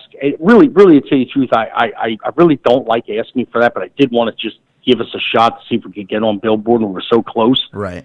I found out, so we put it up. I think we fell short by about 30 or something like that. Oh, but man. That's okay, because that comes back around. And I'm a true believer in letting people test drive the music first anyway, just like the old days. Yeah. We used to listen to the radio and then buy records, Now everybody pushes for you to download and buy the records, and I don't think that's the way you should do it. I think you don't buy a car like that, so you should go demo the car. You should demo the music. Right. So I encourage people to go to SoundCloud, where you can listen for free. Yeah. Then if you like it, you hop over to iTunes and buy it. We'd love for you to buy it. Don't get me wrong. Yeah. No, But I think that's that's a not great what way. we're trying to shove down your throat. We want you to get to know us first. Yeah, absolutely. Now, kind of on the note of that whole COVID thing, so it's changed for a lot of artists. So you can't go out and do those live shows as much as you used to. How has your band? How have you guys had to adapt to that? Well, we've actually been I guess handicapped by it or handcuffed by it. We're not, we were supposed to go on tour last year, and we just signed a booking agreement to go on a world tour in 2021. Okay. We're supposed to go all over the United States, England, Germany, Scandinavia, I think Japan and New Zealand or Australia, one of those areas. We signed an agreement to go do that. Now, I don't know if that's going to really happen, Mark. Yeah. But in the meantime, there has not been any opportunities for us to play. And of course, as an original act, it's not like you play bar gigs. That's cover band stuff. We're an original act. We play our original show, so we're usually slated to either open for somebody or to headline a show in an original venue, and that just has not been happening.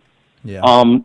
This thing about live streaming, I get it. I get the live streaming thing, but at the same time, it's so oversaturated right now. I don't know that there's any uniqueness or specialness in it. I don't mind it, but I'm not. I certainly wouldn't want to depend on it for any kind of monetary purposes. It would only be for just getting people to get to know you. Yeah. I'm also a believer in, if you're going to do something, you do it right. And a rock band has to be in a certain setting with a certain sound, a certain amplification, and a certain ambiance in order to pull off the actual show and the songs like you hear them on the records. I mean, full of energy and full of life and full of just, passion. Yeah. I don't know that translates over streaming. You know what I mean? I just don't feel it. I got to be honest with you. Yeah. So I guess basically we're just going to sit around. We're just sitting around waiting for it to open back up again. Yeah. And writing new songs and getting ready to go back in the studio. We're doing studio work now. I was going to say, now is at least the time where I think as an artist, if I was to do that, I would spend time now at least putting together an album, things that I couldn't do or things that I could do without, touring and things like that. So Absolutely. This is the creative process. And also, let me tell you something we've been doing that I think is important. Your listeners should, if anyone who's interested in or does this for them. This was the time to go back and hone your craft. This was the time to take the time to be better, to be the best that you can be, and to take that time to practice, rehearse, work out some things, learn more. And that's what I've been doing for the last 6-7 months. I've been taking the time to be a sponge. Yeah. I've been doing this for a while, but I don't know everything, so I'm trying to new ways, new things, listening to new stuff, working on different types of chord structures. Anything I could do to help me stand out and be ready and be prepared, because we all know that success is the crossroads where opportunity and preparedness meet. So this was the time to be prepared. Right. Now, that's what we've been doing. Good. Yeah, for all of our listeners, we're talking to Train from 308 Ghost Train. You can go over to their website, 308ghosttrain.com, and check out everything that they've got going on. On the music side, if you go to their SoundCloud, kind of like Train mentioned, they have all their stuff for free. You can listen, and then if you like it, you can go and support them by purchasing the music. So, Train, you have the album out, and I say album, but it might be EP. You can correct me if I'm wrong. Yeah, it's an EP right now, but it's going to turn into an album. Okay. And I'll explain that to you real quickly to tell you why. Sure. Because right now, the market is singles driven. The average listener right now is more wanting to keep the attention span. They want to keep, discovering, every 6 to 8 weeks. And if you throw an album at them in like January and they listen to it, they're ready to hear something else in March, and that's just not possible. Okay. So the best way anymore to do it is to be singles driven. Record an EP, start releasing the singles every 8 to 13 weeks. And as you do that, you go across the year, you can make an EP last for a while, and then you start building the other EP, and before you know it, you got an album. And you're keeping people engaged all the time. I like that. Strategically, actually, I think you're the first person I've ever really heard explain it like that or do it like that. I think that's a very good strategy. And it also, like you said, your fans never kind of stray away, because there's always something new for them too. Yeah, like we've been pushing Bleed Over Me now for going on 3 months, and and we're going in the studio next week to record the next single, which will be released by the end of the month, just to keep things going, and then the 3-4 songs we're going to do, they'll carry us through till 2021. Yeah. Now, through like the beginning of 2021. Yeah. Now the EP, so Bleed Over Me that you just mentioned. If our listeners actually go to your website, they will see that on the front page. What was the motivation, or what was the inspiration behind that album or that EP name? Bleed Over Me was probably the first song I wrote fully awake. Okay. And I mean, I didn't get anything in my sleep. I had hired a photographer last year in June named Amanda, and she was working with me for a while, and I never really noticed anything in the beginning, and a couple months later she started following me around with a camera, and I guess we got to know each other and found out we were both in horrible relationships, and things were really bad, and there was a lot of parallelisms and common ground. I started to notice, and I said, wow. And one day she had to have a surgery back in August of last year, and had to remove a little node in her nasal cavity. And I was on a video set with her team, and she was in the surgery, and I found myself not being able to remember my lines. I was doing this promo. I was and everybody's saying, "What's the matter with you?" I said, "I don't know. I was walking the floor." So that night, I didn't hear from her, and I couldn't sleep. And the next day, she finally called me. And she said, hi, and I said, hey, don't say nothing. And she said, what? I said, listen, I really miss you, and I want to kiss you. And she said, okay, but I'm afraid I'll bleed on you. And I got I got this thing just hit me in this ran up my spine. And I said, oh, my God, Amanda, you just gave me my next song. I got to call you back. And here I'd been waiting to talk to her for 3 days, and all of a sudden I said, I got to go to so I run to the piano, and I write Bleed Over Me in about, I don't know, the sketch in about 15 minutes. And it was about somebody being so enveloped in your world that you wanted them to be run through your veins, and if they were going to be in pain and bleed, let it be on you, and you'll soak it all in, and you'll heal them up. And I said, oh my God, I said, this is going to be unbelievable. So I called Nate, and the drummer, and he writes strings and stuff. He plays piano too. And I said, yo, man, I got it. This is the one. And he says, you say that every time. I said, I know, but this is the one, man. I swear to you, this is the one. He said, all right. He said, I'll be over it. He came over, and he said, dude, that's really good. I said, I know.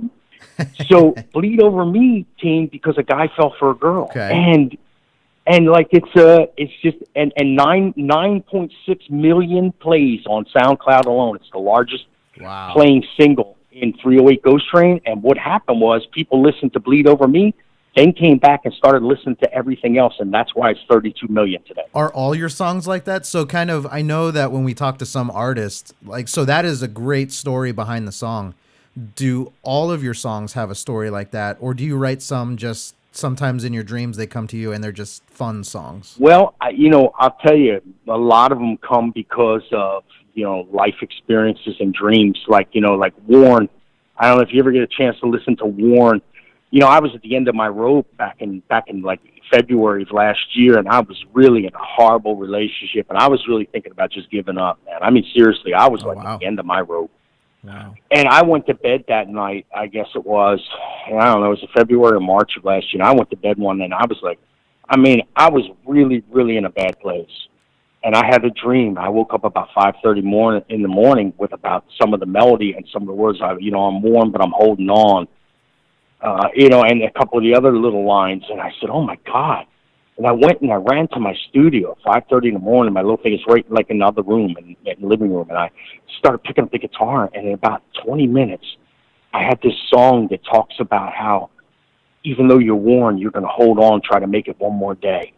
Wow. And that song kept me going and kept me alive to write the rest of the song. So, yeah, there's a lot of great things that happened in this songwriting journey here. Yeah. Like Born in the Wild, that was just a song that came to me because it was fun to write about my life, and This Is My Home, the one you opened up with, was a song that I wanted to dedicate to people that are battling cancer.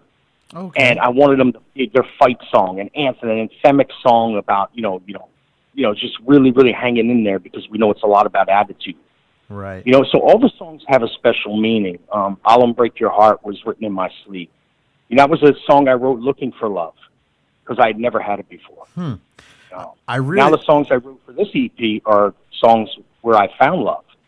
So there's an interesting transition that's happened between the first 5 songs in Born in the Wild and the second 5 songs. Yeah, and I really like that too. I think, like, so I can understand where some of your listeners would hear one song and just keep listening, especially knowing that, because now for me, I want to go and listen and try to figure out the meaning on all these and kind of really truly listen to the lyrics. Oh, please do, man. I do encourage you to write me and keep in touch with me and let me know what you think.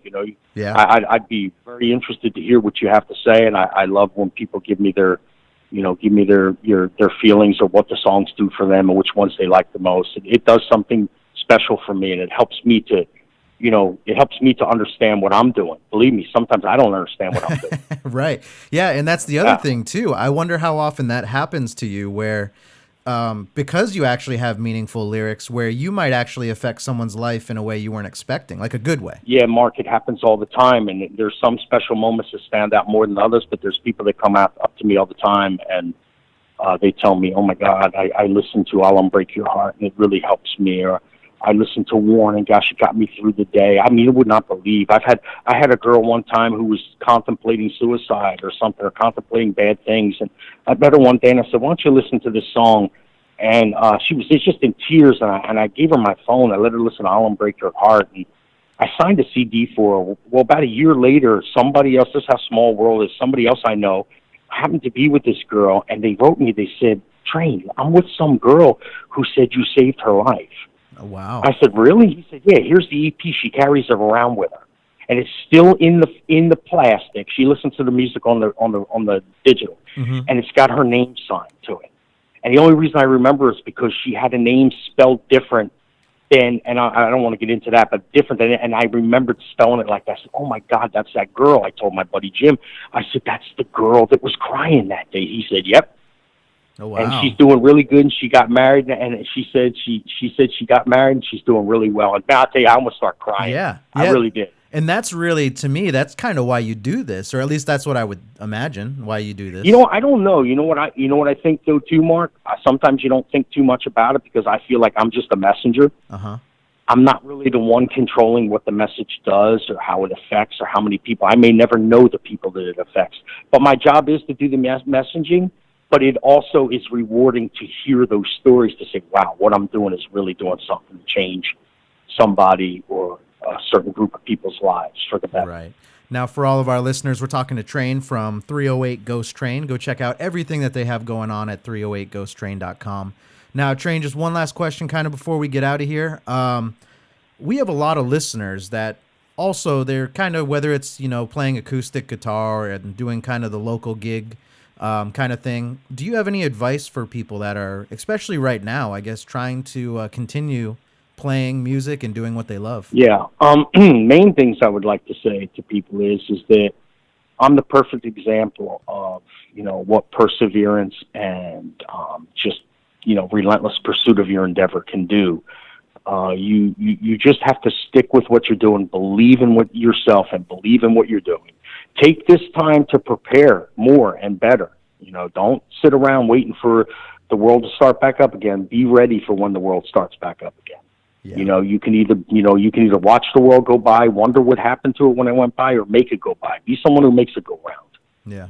You just dedicate yourself fully, immerse yourself in this craft, become better at what you do. Always know that you could be a better songwriter, a better performer. Tape yourself.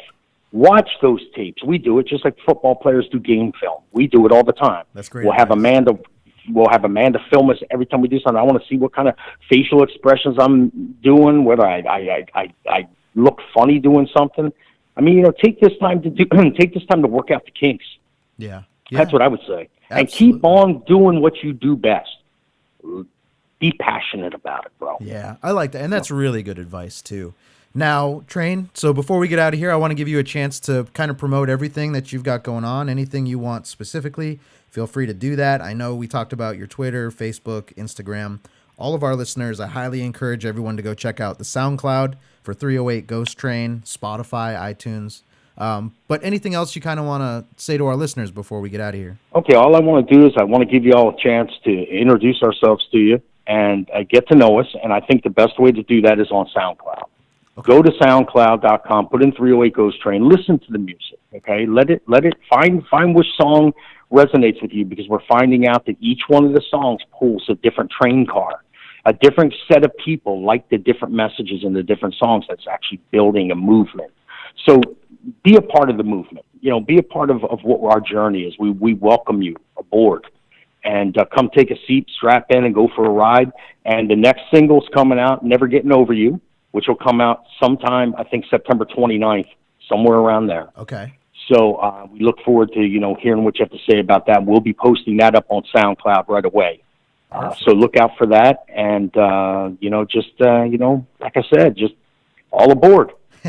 I like it. Yeah, no problem. And you're welcome back anytime, Train. And we'll stay in touch. And I'll let you know what our listeners think as well, too. Okay, buddy. I appreciate you, Mark. Yeah, we'll talk to you soon, all right? Have a great day. You too.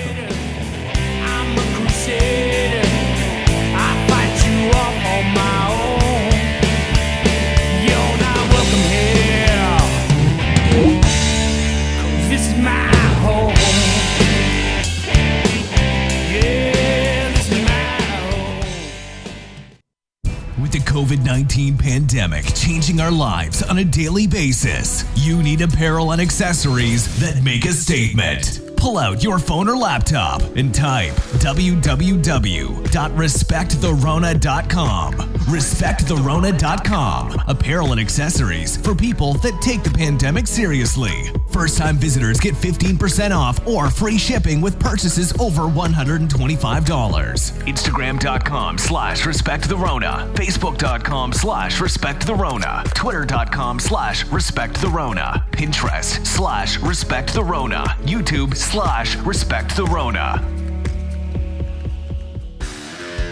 Welcome back to the After Hours Show, where even the smart guy on the show is a complete dumbass. Buzz in by saying your name, and I would buzz in by saying my name as well. So I would buzz in so if I know an answer, instead of hitting a buzzer on like a game show, what I would do is I would actually just say Mark. And for Mundane to buzz in, he would just say Mundane. And for Mark to buzz in, he would just say Mark.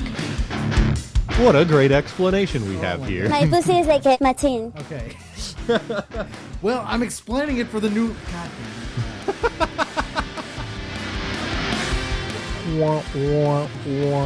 I mean, you're right. It's a pretty simple concept. I literally said it by saying buzz in by saying your name. All right, whatever. Here we go. Mark. Fuck, I said the wrong name. Shit, what? Mark. Oh, that was backwards. That was all kinds of fucked up. What the hell just happened there? Well, I buzzed you in, so let's hear your answer. Sure, Mundane. Likely story. Anyways, welcome back to the show. Phone lines are open. 407-536-9994. You literally I just buzzed you in. You yelled my name. After hours.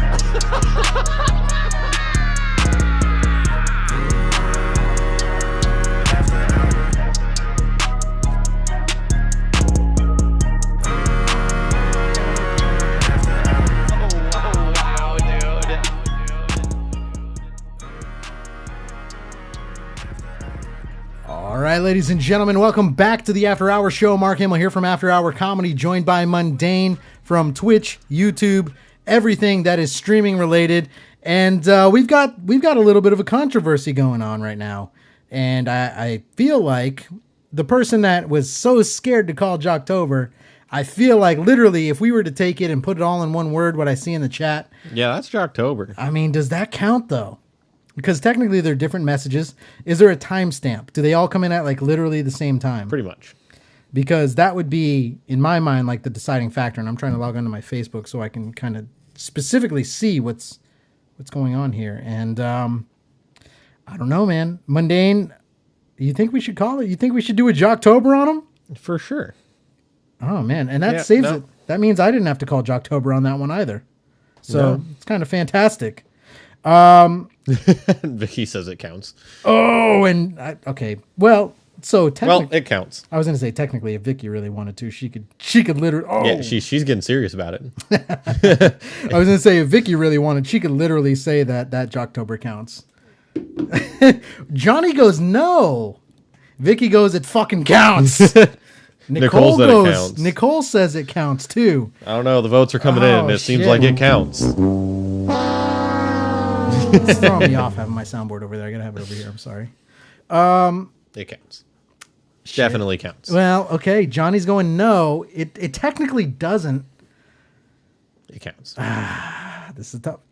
It counts. We got integrity, and then we got show code.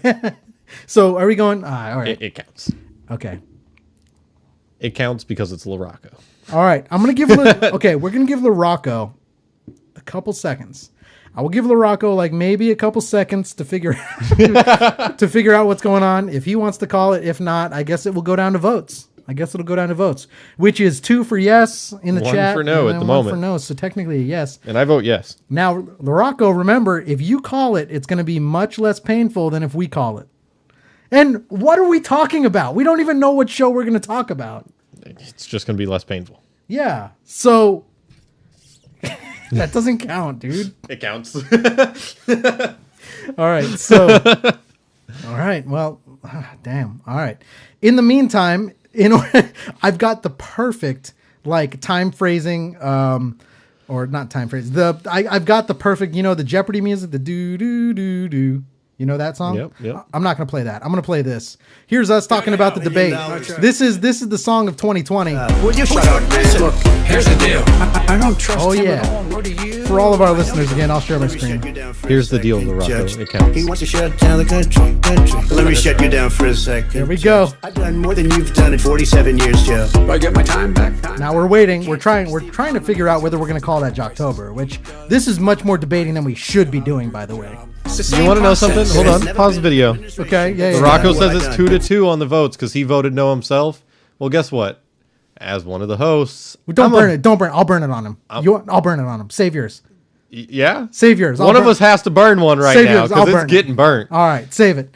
All right. As a host, we brought in a new rule because this is like literally the Morocco rule that got brought in.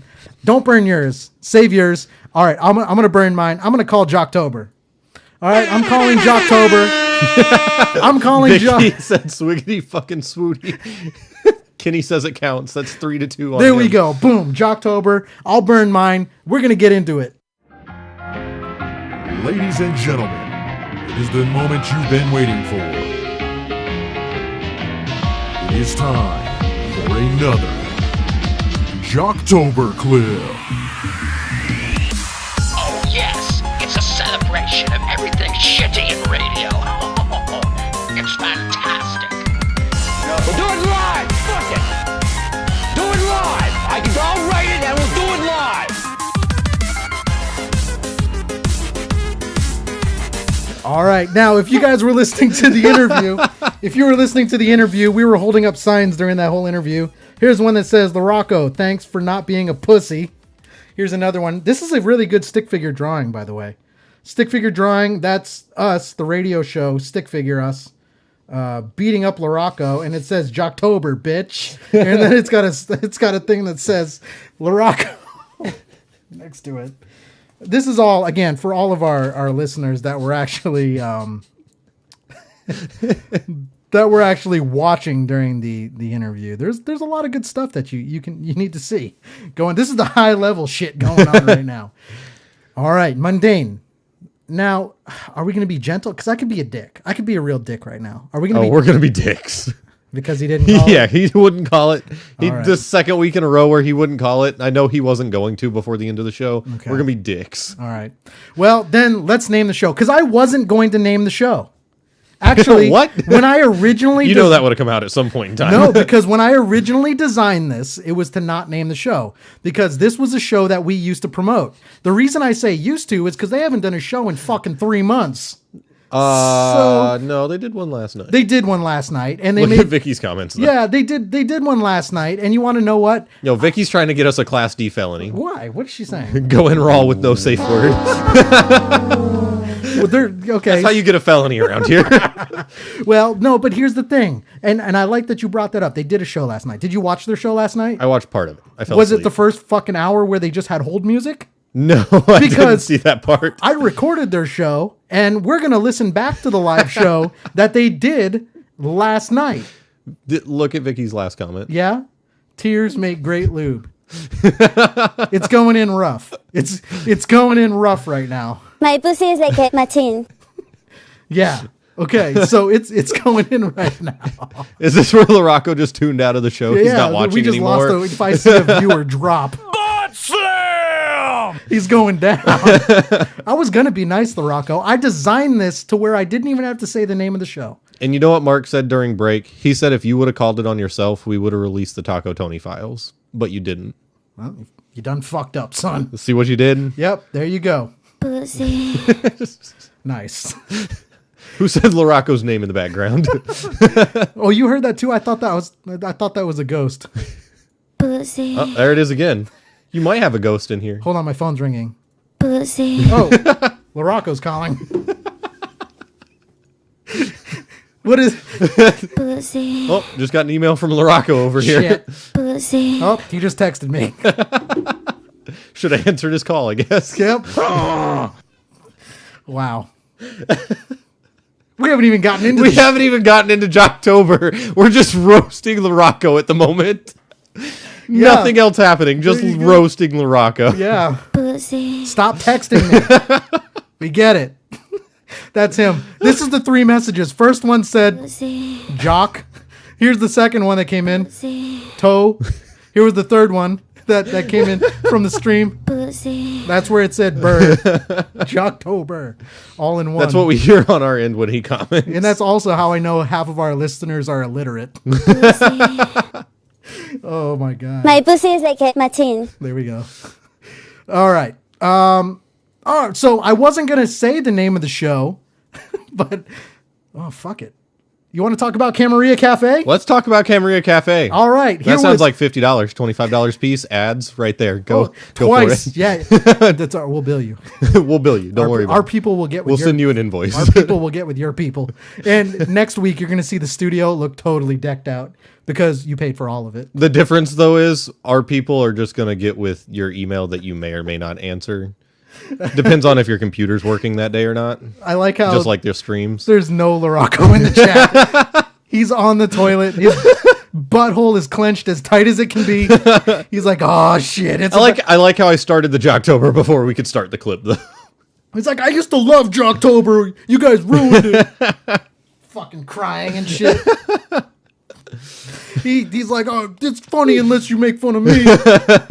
No, we haven't even heard his show. All right, so... Oh, you know what it is? His computer probably went out while he was trying to stream, and now he can't hear us anymore. He's in fucking New York, and someone just broke in and stole it. They stole the computer that he's listening to while he's listening to the goddamn show. Took his phone with him. Now, to be fair, I was listening to Camarilla Cafe all last night, and I was commenting too. And now, Mundane, have you seen their show?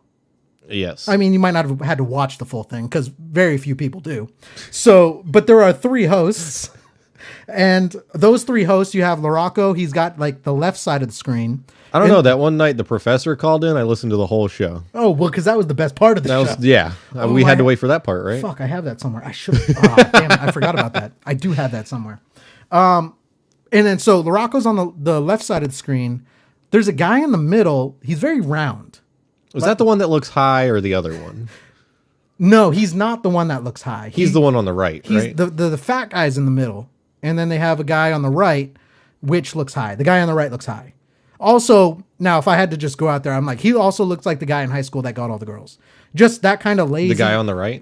On the right side of the screen when you go to Camarilla Cafe and you actually look at their show. Oh, Vicky's helping us out. Right, he looks like the plug that didn't ask for money. He's like the plug that has a plug. He's the plug that didn't ask for money. He was just like, I'll give you weed, but... And then Vicky's saying Chris is on the right. So Chris on the right, Chris on the right looked like that guy. He just very chill. He's like, yeah, dude, totally gnarly, brah.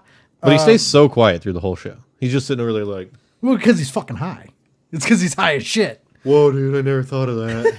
That's exactly how he looks. I know, right? It is. He's just like... And he's sitting back. He's like, holy shit. You said the government has a spacecraft? It must be much easier to get people on your show when they're half asleep. No, you can be on our show, but you don't even have to be a fucking wake, bro. Like, check it out. The best show ever.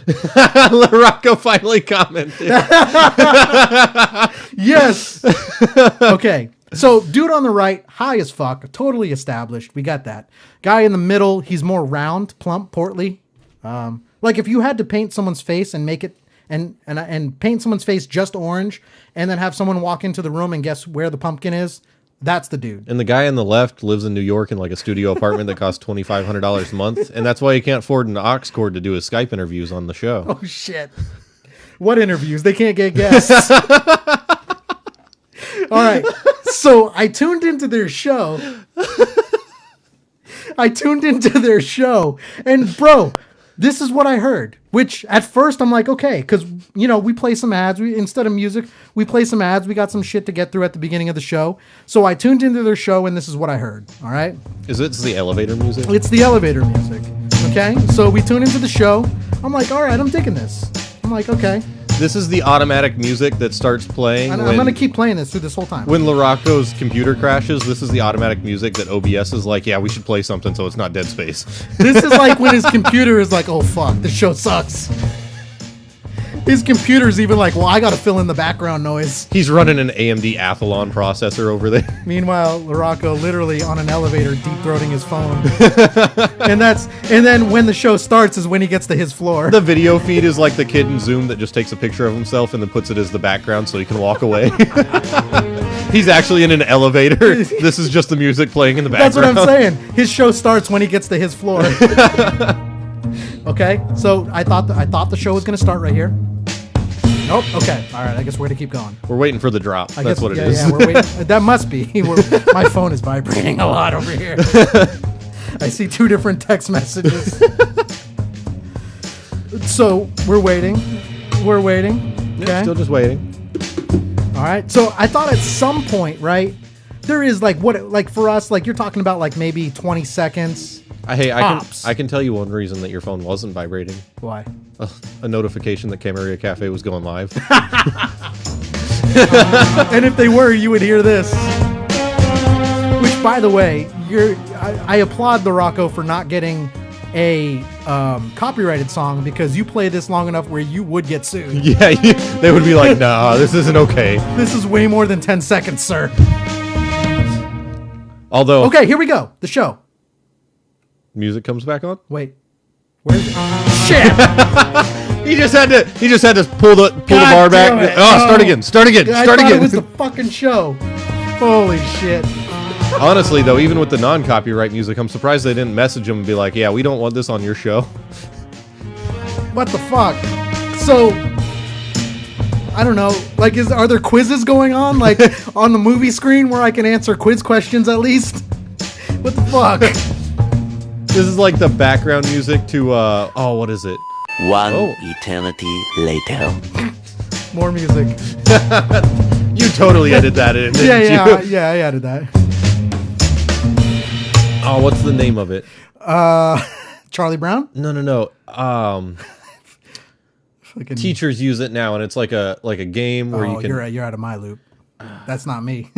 You're talking to the audience right now. Vicky also loved that last fucking thing, which that was fucking funny. I'm not gonna lie. Okay, more music. Holy shit. Now we're talking about, like, at this point, we're like 20 minutes in. Realistically. But in the real show, we're like 20 minutes in. Holy shit. Oh, fuck, man. I don't know. Is there really a show, or am I this is like that background music for Kahoot.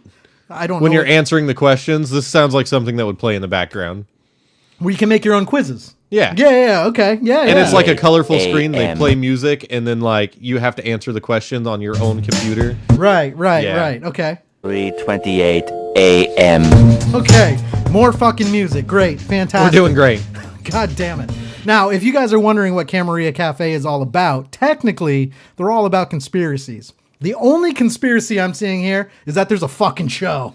That's the ultimate conspiracy. Okay, now it's actually not a show. He's just making it seem like it is one he for just conspiracy. advertises. Now I hear a little double up on the audio, like when we forget to turn our mics down too low and it doubles up. Yeah, I'm hearing a little double. A little bit. You hear that? Yeah. Okay, so maybe he's gonna talk. I'm hearing a little double. So much later that the old narrator got tired of waiting and they had to hire a new one. Okay, fuck. Do they ever talk through this whole clip? I don't know. And then there's just a whole fucking show? more music. Well, I thought the doubling up was that they were gonna hear the talking. You know what the real conspiracy is? That he has a fucking show. No, the fact that you clipped this and the clip is exactly 4:20, 4 minutes and 20 seconds long. Yeah. Boom. What's that? The I can't. Fuck. My brain just broke. What's that guy on the right's name? Chris. He's sitting over there like, oh yeah, Yeah. 420, bro. Yeah. The length of this entire clip Blaze is 420. Fucking A, man. I can probably play this on fucking piano now. It's been playing for so long. Mark's about to bust out the MIDI keyboard All and right, drop a so- beat over. Oh, shit. There's a show? God damn. Holy crap, who was that? Did someone hack him? Oh, shit. Listen, check this out. Here we go. Okay. All right, so I'm unmuting the microphones. I'm glad you let your fucking radio audience know that. You're unmuting the microphones. That's when we start the show. This is the after hour show. I'm going to turn on my mics now. Welcome to the show. What I want to know is, were they talking that whole time and the mics were just muted? Because that seems like something that would happen. That'd be fucking funny. Because he was just like, okay, we're unmuting the mics now. Like, were they having a conversation They're before 20 that? minutes in. 20 minutes in, they're like, That's fuck, I forgot to unmute. That's that asshole that's like, yeah, I know you just explained something really intricate. But can you say that again? Yeah, can you say it again? LaRocco's over here like, I finally bought that aux cord for the show, and I forgot to fucking plug it in before we started. Oh, shit. Oh, I have to hit the red button. Oh, no. Fuck. I thought that red light meant we were live. I thought that was, it looked like a nipple. These mics require phantom power? Shit. He's like, I don't got no ghosts up in here, so I didn't buy that. I don't want, that's the ghost button. We don't click that. Yeah, we don't click that button. We won't want no phantoms in here. Well, he starts talking. The only phantom is the actual show. Yeah. Now, also, where'd the host go? What I would highly encourage is there was a way to do this where we didn't say the name of the show and we were much nicer and it would have just been funny. But we didn't go that route, LaRocco. Vicky would have said the name of the show. We didn't go that route. You know she would have called him out. Yeah. I think this is much better. This is definitely much better. All right, so I'm unmuting the microphones. Okay, thanks. Thank you. Like, what fucking host? That's how you start. That's your first line in your show. He's gonna in December. He's gonna have a segment on his show that's like Dick Radio December, and it's just gonna be us the whole segment. And it's just every show we do, and he's gonna break us apart. Well, there's plenty of clips you can take of us. Yeah, but at least we're funny. Yeah, and we actually come on every week. We're fucking like, you got to turn down the music now. Not only do we actually go live every week, but when we do go live, we don't just play background music for someone to wash the dishes to, or ride an elevator in. They're on the escalator in a mall right now with this in their headphones. Fuck, this is the shit where the first time you go Christmas shopping, oh, I like this. Second time, you're like, God damn it. That music is the escalator to heaven. They're just like, yeah. I know. You were born ready. I've been saying. If you're ready, turn down the song. Right? Battle ready. Now you hear everyone, they're just mumbling. All right, let's hear this. Let's hear this cast and crew. We've waited this long. Holy what's shit. up, everybody? I just got done smoking a blunt. I took a massive bong rip before I got here. It was awesome. And I'm just going to mellow out for the show. We're just going to be chill tonight. I'm not going to lie. This is more painful than calling in for fucking customer service. When you're waiting on the hold music. Yeah.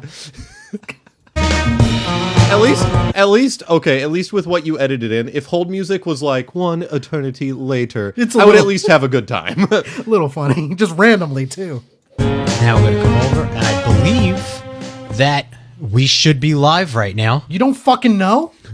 I clicked the start stream button, but nothing happened. I done clicked the fucking button. It says in stream, but I'm not sure if we're live. It says in stream, and I went and jumped in a river, and I'm holding my mic, but Shit ain't working.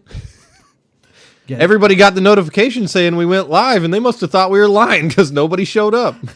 How you guys doing tonight? I'm fucking terrible because I had to listen to this. It was better off not to show up. I'm glad I fell asleep. God damn.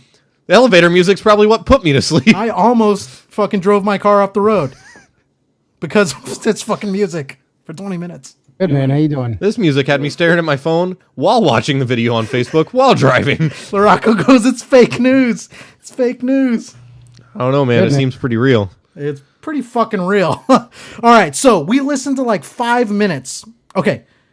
Do you want to give him? Let's give him. You want to just listen to the show and see what happens? Okay. Let's hear it. Let's hear it. Let's see So what he's got going on. okay. So here's what's gonna happen. We listened to like 5 fucking minutes of just elevator music. Hey, all your fake news comments, we built a wall so we can't see any of you over here. So, yeah, sorry about that. And you paid for it. And you paid for it. So here's the other thing. We listened to like 5 minutes of just hold music. Let's listen to the actual show. Battle right. Apparently they don't know. They sounded surprised that they came on the fucking. They're like, air. oh shit, the mics are unmuted. Oh, hold on. Can you leave the room? I'm getting started now. I know we were just listening to music for 20 minutes and it was real chill, but can you just take the bong and get out now? Thank you. All right, now let's give them a chance. Here's what I want to do. I want to listen to the show and then we'll go back and we'll break it down bit by bit. All right, here we go. Start to finish. Now we're gonna come over, and I believe Now we listened to like 5 minutes of this. Let's listen to the show. We'll go down. We'll break it down. that we should be live right now. How you guys doing tonight? Good, man. How you doing? Doing good. I got my pizza. I'm doing pretty good. I Nice. just smoked I know. a blunt. I got my pizza We now. gotta give him. We gotta give him benefit of the doubt. We gotta keep listening. Gotta give him benefit of the doubt. So some dude got a pizza. I was really gonna eat some pizza tonight too, but it was just like we ordered from Jets, and it's just very greasy. But I think at this point, everybody looks tired, and I think you're tired. a little bit, and Let it go. We're I gonna guess go back. we'll see everybody next time. Thank you, everybody. Good night. Thank you. Have a great weekend, guys. That was What an the amazing fuck? show. That's the show. What a great time. What a great time. We join in, tell you about our pizza and jet. Hey, so Oh my god. I just like how what's going on over there. Larocco's like, yeah, we ordered from Jets, but it's really greasy, and I ain't got Zantac, and I just hit my 50th birthday, so I just can't do that late at night, or I'm gonna wake up with some acid reflux I was later. gonna stream, but I had to make some payments. Shit. unmuting the microphone. Okay. I forgot to pay the internet bill. That's why there was hold music for half an hour. I was just on the phone with them. Done made a hotspot off my phone. All right, so that was kind of the show. Now let's go down. I know. All right, we talked about this. Let's get. They start talking about pizza. They start talking about pizza. Now we're gonna come over, and I believe that we should be live right now. Apparently, I guess we just fucking throw that shit up to just random. How you guys doing tonight? Good, man. How you doing? Doing good. I got my pizza.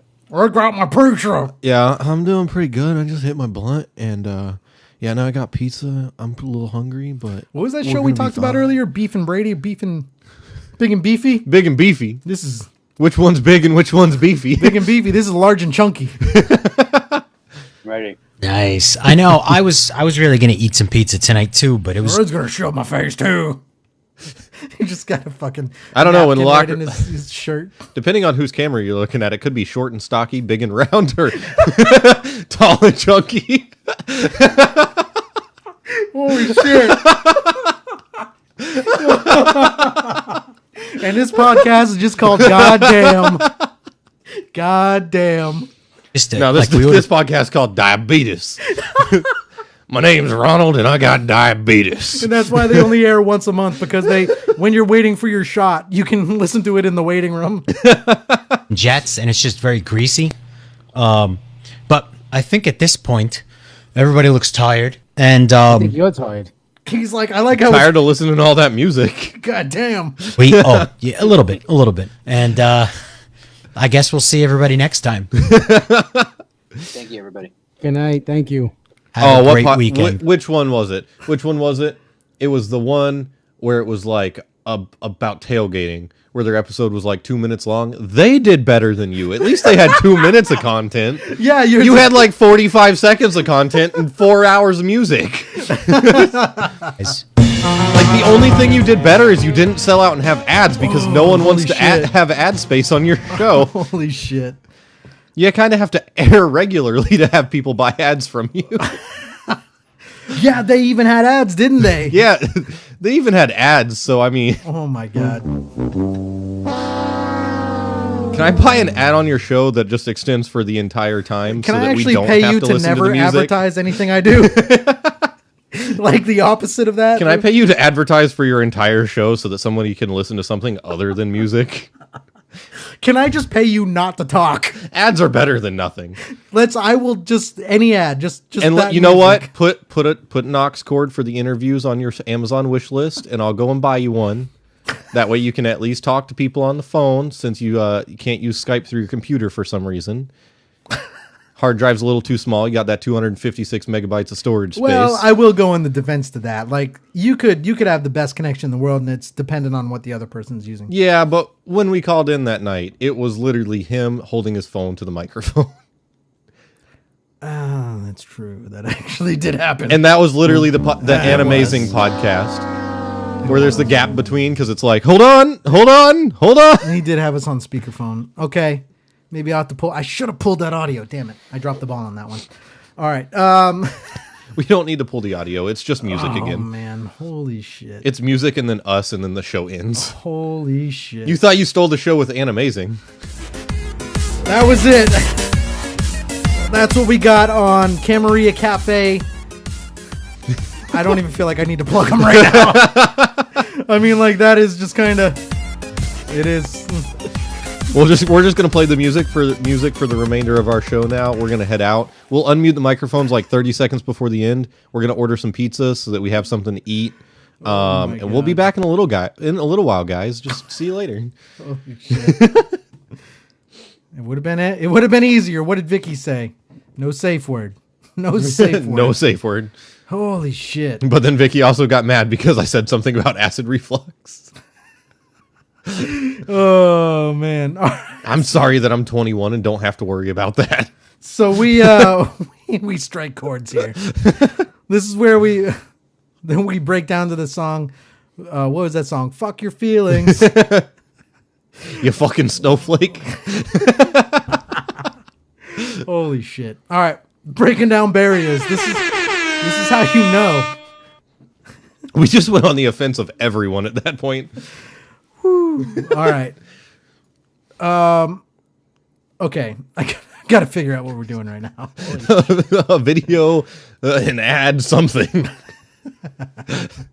After all of that, I feel like everybody needs to cool down. You're not wrong. You're not wrong. All right. So anyways, we're going to take a quick reset because that was a jocktober that went a little longer than we anticipated. We're going to come back. When we come back, we're going to talk paranormal. We're going back into our normal segment. Jocktober is open again. We've already gotten Larocco's out of the way. Yeah, at least our Jocktober segment lasted longer than Camarilla Cafe's last show. Holy shit. Holy shit. It did. It did. Mark's like, I can't even say it didn't. And we'll be it right. Really did. We'll be right back with paranormal. We've got ghosts. We've got dire wolves. We've got dinosaurs. Real, supposedly. You be the judge. When we come back, this is the After Hours Show. We went from several generations of hardworking Americans to a bunch of young fucking wussies who live at home with their moms until they're fucking 31 and can't take a punch because they're pussies. Can't make them get a job even though they're all in debt, and they'll lecture you about being politically correct. They're crying and whining on the titties of their mamas. So here's a song for all the prima donnas. Fuck your feelings. No one gives a fuck about your issues, your problems, your shitty fucking luck. This generation's fucked, a bunch of fucking weaklings. So wipe your tears and fuck your fucking feelings. That's right, fuck your feelings.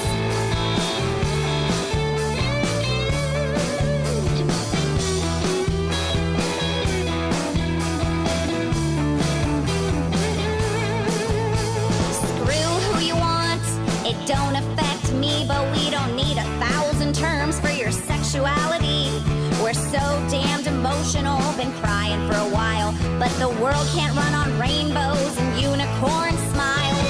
There's a solution. If you'd shut up and listen, put the effort in a job that you're putting into bitchin'. Suck it up, buttercup. Do this and you'll be fine. Grow a pair and wipe the tears from your vagina. Fuck your feelings. No one gives a fuck about your issues, your problems, your shitty fucking luck. This generation's fucked. A bunch of fucking weaklings. So wipe your tears and fuck your fucking feelings. That's right. Wipe your tears and fuck your fucking feelings.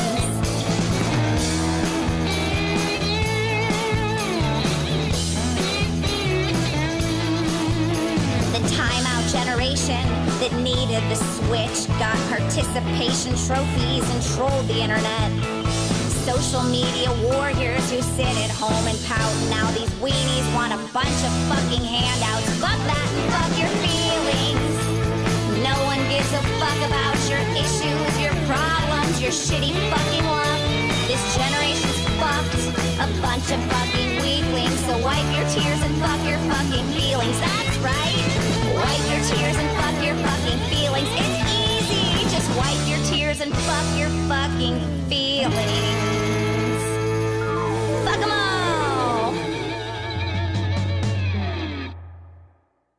Todd Barrow just flat out loves music. Todd began his music career at an early age and has had his share of accomplishments since then. He's an incredible musician, songwriter, and producer who is comfortable with just about every genre of music. He's not a beginner by any means. Todd Barrow has played and worked closely with some big names in the music industry. Born and raised in Texas, enjoying the simple life. Performing is something that Todd Barrow enjoys doing and making music with a purpose. Todd writes some of his own music and he also performs the music of others, trying to get to the real heart and soul of song. He's a proud member of the Texas Music Office, BMI, and the Fort Worth Songwriters Association, a proud member of American Music Podcasting, and he recently performed at the John Schneider Studio at Bose Extravaganza. Check out Todd's latest music on his website, Todd Barrow Music. Make sure to click the store link, toddbarrowmusic.com. You can also find Todd Barrow on Facebook, Twitter, and Instagram, toddbarrowmusic.com.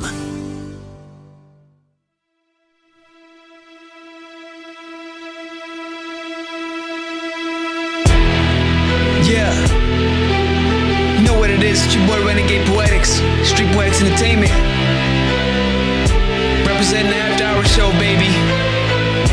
Yeah. And it's the After Hour Show. It's the After Hour Show. It's the After Hour. It's the After Hour. And it's the After Hour Show. And it's the After Hour Show. Yeah.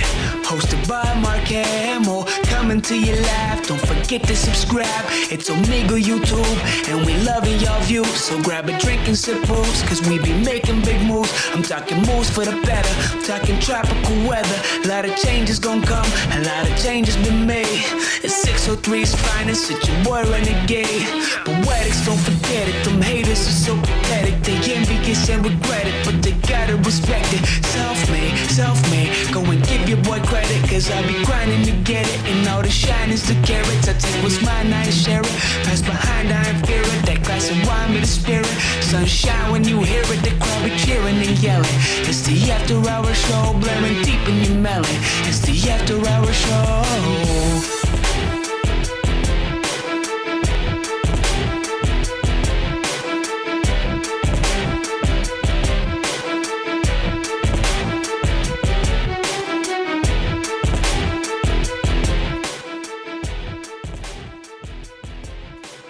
All right, ladies and gentlemen, welcome back to the After Hour Show. Mark Hamill here from After Hour Comedy, joined by Mundane from Twitch, YouTube, anything gaming related. Also, Mundane is kind of in the process right now of helping me build a computer that's going to enhance this stream. You're going to see a lot of changes in the studio coming up. Also, with that, we have, I'm surprised you're not wearing a title belt. We've got a title belt that we are going to be competing for. So now, literally, when we have winners, losers of the show, there's no more dispute. Now, the title belt literally says the After Hour Show. It's got all kinds of stuff on it, and that's it. It's going to be up for grabs. And we talked about possibly having Larocco join us for some of these casts and kind of some of these contests, and Larocco straight up already said, you better be ready to mail that shit. Not gonna happen. Not gonna happen. And don't really have to worry about it, right? It's not gonna happen. Because as long as we don't play his intro music, he'll never guess it. Listen, by the time his answer actually comes in with his laggy ass internet. Mundane's on one right now. Anyways, for all of our listeners tuning back in, this is the After Hours show. We want to thank you for tuning in. We realize this is Friday night, and truly, you guys could be anywhere in the world, but you're listening to us. Anyone listening back in their cars, on the radio, on the many networks that we are on, again, we appreciate you as well. Check out afterhourcomedy.com. You can go and listen to past interviews, and you can go and also listen to best of segments dating all the way back to 2012. A lot of stuff up there. I feel like I should have done an echo for you right there. And you're echo? like, you can listen to best of segments. I should have just been like, best of.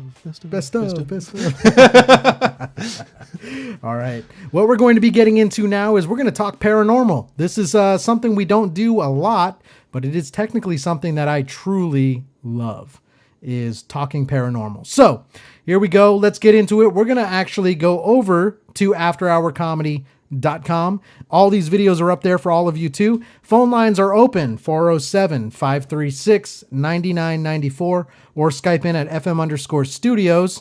Also, Jocktober is back open. And now, really, I feel like there's nothing to fear. Yeah. I feel like we ripped the Band-Aid off, and now we're not going to do it. We don't do shows twice. Yeah, no, that's not going to happen. It doesn't happen. So I feel like the Band-Aid's ripped off. If you guys are just tuning in, I'm pretty sure everyone loved it, but maybe 2 or 3 people. And like I told Mundane during the commercial break, I was like, we did pretty good for just music. Like for just a show where they only play music, we did pretty good. Yeah, we did good. And like I told Larocco too, it could have been good, it could have been bad. There was 2 ways that could have gone. Yeah, it could have went a lot better, but Yeah. he didn't want to call What it do on they say himself. when a boss fires you? It's like, I didn't fire you, you fired you. We didn't roast you, you roasted you. It could have gone another way. And keep an eye out in the studio, because if we do get to the game and Mark tries to win this belt, he's going to be like, I won it. And I'm just going to like reach underneath this seat and I'm going to pull out a metal chair. It does have a little bit of a wrestling theme to it. Very, very wrestling-esque. We'll pull out a metal chair. You're just going to see Mark get smacked in the back of the head with a metal chair on camera. And for anyone who's just tuning in, the reason Mundane is wearing it is because he thinks that he won the last I game know that he I won the played. last one. Wrong. No, you Then didn't. who's got the title belt? Technically, Who's got the title belt? if we go back and listen Who's to got the title belt? You are talking possession? Possession who's is got the 9 title okay, belt? yeah. All right, so okay. All right, here we go. Let's talk paranormal. I'm going to share my screen with everyone watching right now. Here we go. We've got some paranormal. Is there a Bigfoot in Tampa? Mundane. Oh, no. This is always, I'm interested because you're kind of considered the smart one on the show. Do you believe in Bigfoot? Correction. Do you have an open mind that there might be a Bigfoot? I have an open mind, but I can't say I believe in them because there's really no solid evidence. Bro, my degree is cryptozoology. The definition of cryptozoology is like things that have not been proven. But like, if you think about it, if you're showing me a video of some hairy creature in the woods that was taken on Larocco's webcam from the show, that's in like 480p. Oh shit! Here we go. It's going down. I'm not gonna believe it. I'm not a part of this. I turned off my jokes. I turned off my jokes. I'm sorry. Jocktober. One last one. I had to do it. Oh shit! It had to be done. Oh shit! I'm sorry. It My had to be pussy is done. like Martin. Pussy. Oh, I'm getting a text. Okay. Anyways. So are you at least open to there being a Bigfoot? Yeah, sure. Okay. Now, here's what pisses me off is that okay, Larocco commented, he knows it doesn't exist because it's him in a suit when he raids a farm at night. Ooh, I'm not going to read that last word. To do things. But you can't prove it because you took the video on your webcam. And that doesn't really do well because this video I'm about to play. Okay, so it's of you in a farm. No, I'm just kidding. It's just me walking through fucking hay. There's animals running away. Here's the whole point: is there are things in the world that, and there is evidence out there that does support a lot of these theories and a lot of these concepts. This is not one of those. And I'm going to only show you this because this is the After Hour show. We show you the funny side of it. And we're also going to show you the real side of it because we want to show you that we do both sides. Here we go. Check this out. This is from Tampa Bay. Hey, speaking of a winner, Chrissy Post has a winner because she's seen Bigfoot A winner in Tampa. or a loser? By the way, you said that like a bitch. I'm just going to throw that out there. Has a winner because she's seen Bigfoot. What an asshole. What an asshole. Way to throw that out there like it was something amazing. And look at her face. Yeah, what an asshole. In Tampa. And you know that started because one of them was like, "Oh, look at this fake video," and she's like, "Well, I've really seen Bigfoot." And then now everyone made fun of her. Pretty much. That's what. That's how that happened. Yeah. We're not quite sure. I don't get it. Well, a local fisherman, his name is 66-year-old John Rodriguez. His He's name from is 66-year-old John Rodriguez. That's his name? 66-year-old Yeah, bro. John Rodriguez. My name is 18-year-old Mark Hamill. Tampa. He And if that snapped isn't a this goddamn lie, I've never heard one in my life. photo at Fucking young as shit, ladies. What's that? What's that move that I got it? Eyebrows. Got you right there. Yeah, because that move wasn't from the 80s. Fuck. Lettuce Lake Park. That's on the Hillsborough River near USF. Well, you're probably thinking, is this real That was fucking funny, by the way. or just a hoax? Well, we kind of dug into it. Rodriguez has not responded for our request to comment, although he did send us this photo. However, a weird news. I think we're broken. We broke the show. We're not even watching the video. I don't know what the fuck this video is saying right now. I don't know. It looks like some man in a ghillie suit with like a gas mask in a swamp. Mundane just broke the show. Fucking derailed. All right. Anyways, so back to Bigfoot. We're trying to talk. Just be like, yeah. Oh, what an asshole. That's a dick move. Because I can't see the title belt until you raise it above your neck. Oh, that's a dick move right there. Oh, you mean this right here? Yeah, that's not yours. What a dick move. Here's the paranormal video. I don't get it. Well, a local fisherman, his name is 66-year-old John Rodriguez. He's from Tampa. He snapped this photo at Lettuce Lake Park. Now look at this photo. I'm not going to lie. I look at this photo and I'm like, you got to be shitting me. Like, this does not look real whatsoever. It's like a big dude in a ghillie suit with a motorcycle helmet on. Now, the whole reason I show you guys this video is because this is the kind of thing that detracts from some of the authentic videos that I'm going to show you moving forward. Is that a tree stump? No, that is 100% a guy in a costume just sitting there just chilling. But this detracts from some of the videos I'm going to show you, but I want to show you both sides. I feel like if I show you just videos, I'm like, this is real, this is real, this is real. If I show you ones that I'm like, this is fake, I know it's fake, I feel like there is some value in Nah, that. you know what that is? Lettuce Lake Park is where they dumped Harambe's body. Oh my God. I would love to hear that conspiracy theory, but the show that I listen to only airs once a week for 2 minutes. 25 minutes of it is just music. Hillsborough River near USF. Well, you're probably thinking, is this I wish there was a source for conspiracy You should just rename theories. your show 2-Minute Conspiracies. The conspiracy theory is us. That's the description. real or just a hoax? Well, we kind of dug into it. Rodriguez has not responded for our request to comment, although he did. Now, Rodriguez is the guy that's in that costume, by the way. The guy in the costume has not responded. Did send us this photo. However, a weird news writer for Huffington Post did. Lee Spiegel says he got the photo too. He told Now, me. look at that photo. That doesn't even look fucking... So, when you look at all the other Bigfoot, and there's different names for it. So, you go over into, like, Russia and stuff, and you have the Yeti. Actually, you want to go over to Ohio. Is that Bigfoot wearing like a welding helmet? It's like... He's got like a whole face mask. I'm going to tell you this news story, by the way, 100%. The news story is real, but the Bigfoot they're talking about how it's a fake photo.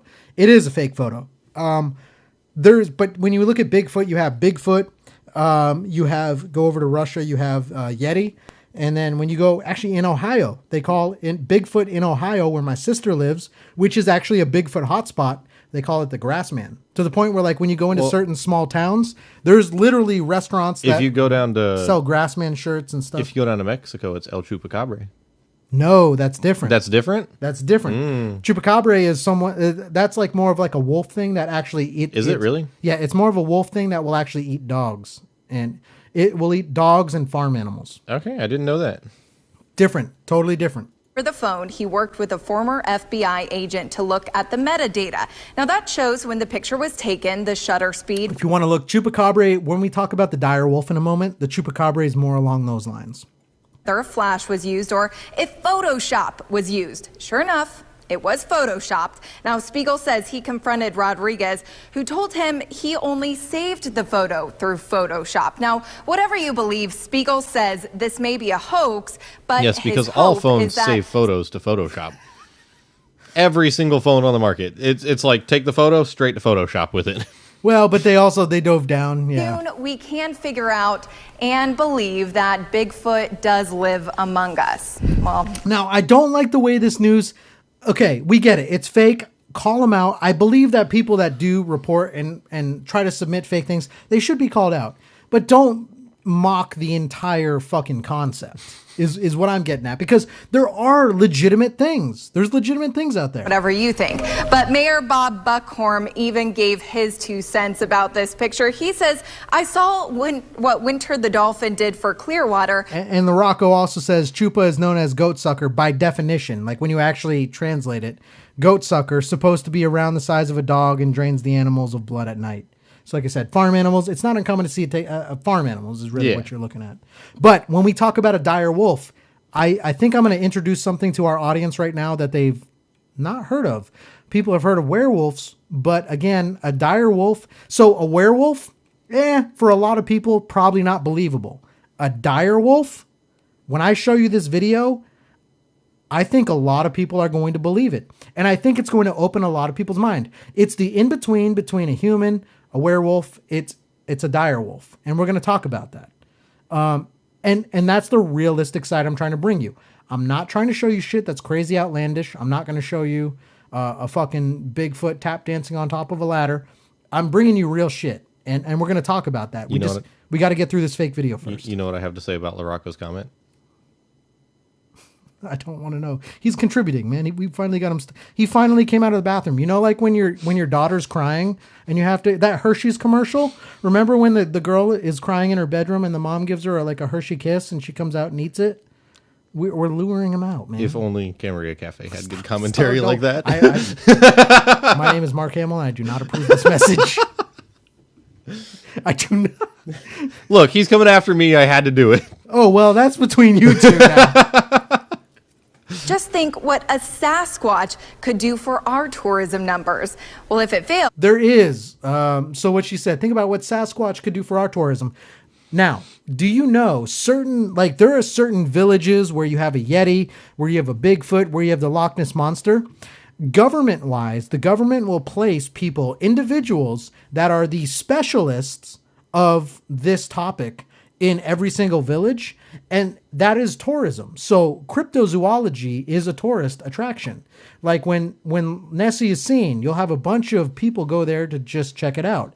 And then you have that one village person who's appointed by the government who has all the stories that you go and talk to.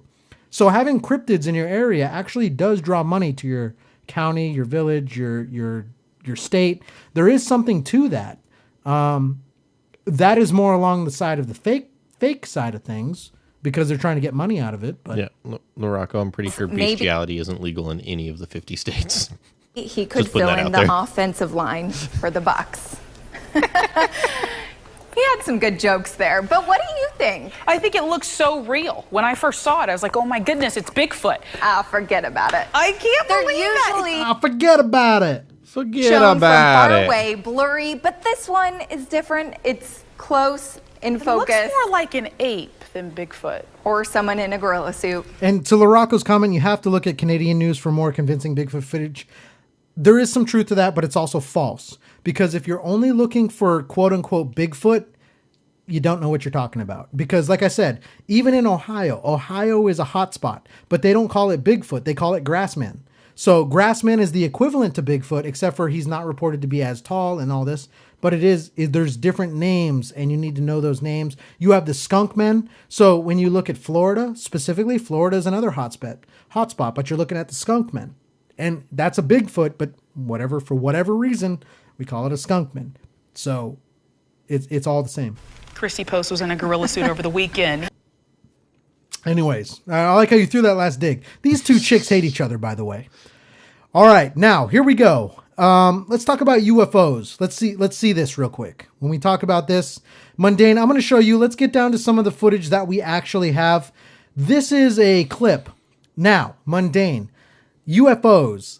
Technically, Mundane, what does UFO mean? Unidentified flying object. Unidentified flying object, correct. Now, that does not, in nowhere in those UFO, does it say alien, right? It just means... because realistically, you could, throw a football at a drone. Into the drone, that's an unidentified flying object. Unidentified flying objects. To the point where there is a very recent news story where there was a UFO that was claimed to be seen over a football stadium. It turned out to be a fucking blimp. And, I mean, that's the most recent blunder. I mean, it was a UFO until they decided it was a blimp. Except for the other, no people that were in the studio because of COVID. But that was the most recent event. Now, what I'm going to show you is a UFO is unidentified. Also to the point where, what if some of the UFOs we're looking at are not aliens, but what if they're government, right? Because technically all it means is that it's unidentified, right? Yeah. What I'm going to show you, this is a video. Now, also, don't keep in mind, like I said, I do a lot of filtering throughout the week, and I look at a lot of things. If I see a fake video, I know it's fake right off the bat. This is a video that came to my mind, and it looks legit. But here's the question. This raises a lot of questions. We're going to watch a UFO go across the screen. Also, across the screen, you're going to see that it's escorted by 2 military planes. Okay? The question I ask you, so does that now mean UFOs are alien? Or is it something that the government has? No, it just means whatever's flying flew over restricted airspace and the government was like, yeah, you're coming with us. Or is the government testing out what they've found? Because if you listen to Camaria Cafe, as much as we shit on them, they do have some good content when they actually go on the air every now and then for 5 minutes. But they also talk about how the government acknowledged, yes, we have a U.S. aircraft. We have this, we have that. Is this not what we're seeing? Check out the video. For all of our listeners, you're going to hear the audio. We'll break it down. Check out afterhourcomedy.com. Someone's running with their camera. They're going to look up and you're going to see a UFO go across the screen. Escorted by 2 jets. They keep running and they do get to a point where they actually have a little bit of a clearer view. And I guess my question is, now, through all the zooming, now, here's the thing. Now, if you were truly editing a video, as you zoom in, zoom out, those pictures, if you drop them on a layer, they stay the same size. If you noticed, as he zoomed in and out, they didn't stay the same size, okay? So here, going behind something, I could easily do that. I could layer that. But as he zooms in and out, they don't stay the same size. They actually stay in proportion to what they're doing. Okay, so I guess here's my question as we watch this over and over is that a UFO, like you said, where the government is chasing them because they're in a restricted area, or is that the government testing something and those are the escorts to make sure that it goes well? Right? And then you see him, he zooms in and out. Perspective, it goes, and then they go behind the mountains, right? Okay. But the thing is, and here's the biggest thing. Okay, I'm listening. If you actually take a look at it, they're flying in formation. Okay.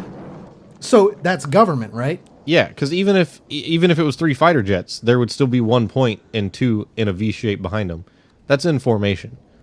So they're not escorting it, because escort, there would realistically be 1 in front of it and 1 behind it. And so if it tried to veer off in any direction, they could just turn and it'd be and a catch. wider triangle, and it'd probably be 3 behind, right? There's a good possibility there would be more than 2 planes, but realistically, there would be 1 in front and 1 behind, because okay, you're going to have 1 that's obviously knowing where it's going. But if you put the 1 in front, if it tries to take off forward, the 1 in front, it's going to pass, and now you've got somebody behind it again. If it tries to take off to the right or left, they both veer, and now you're both behind it, which is in target distance. Because when you're both behind it, you can lock on. And here's the bigger questions, because when you see a lot of UFO footage, everyone's like, oh, it's aliens and this and this. In this video, it might not be aliens, which also raises a bigger question. So if this isn't aliens, then are the UFOs we're seeing not aliens, but the government testing shit out? You know what I'm saying? Yeah. Like, this opens a lot of doors. Now, Mundane, I know you're very smart about a lot of things, especially this video, and I filter a lot. Like, I know when things are fake. I had a hard time with this one, bro. Because it looks like an older camera. When they zoom in, they zoom out. It's a phone camera. Yeah, when they zoom in, they zoom out. Things don't, if it was layered, it would stay the same size as the rest of the background changes. Sound is delayed just enough to where you would have a plane flying over you, and then you have the UFO kind of. And realistically, like the whole zoom thing you're talking about, and the camera looking older, it could be a brand new phone, but digital zoom always pixelates an image when you zoom in too far. He's holding pretty steady for a zoom on a phone. I don't know. There's a lot going on here. I mean, he's not really holding it steady most of the time. Yeah, there's a lot going on here. Now, when we talk about paranormal, I've been teasing this. We got to watch this news video, and then we'll talk about other things. Seriously, look how big it is.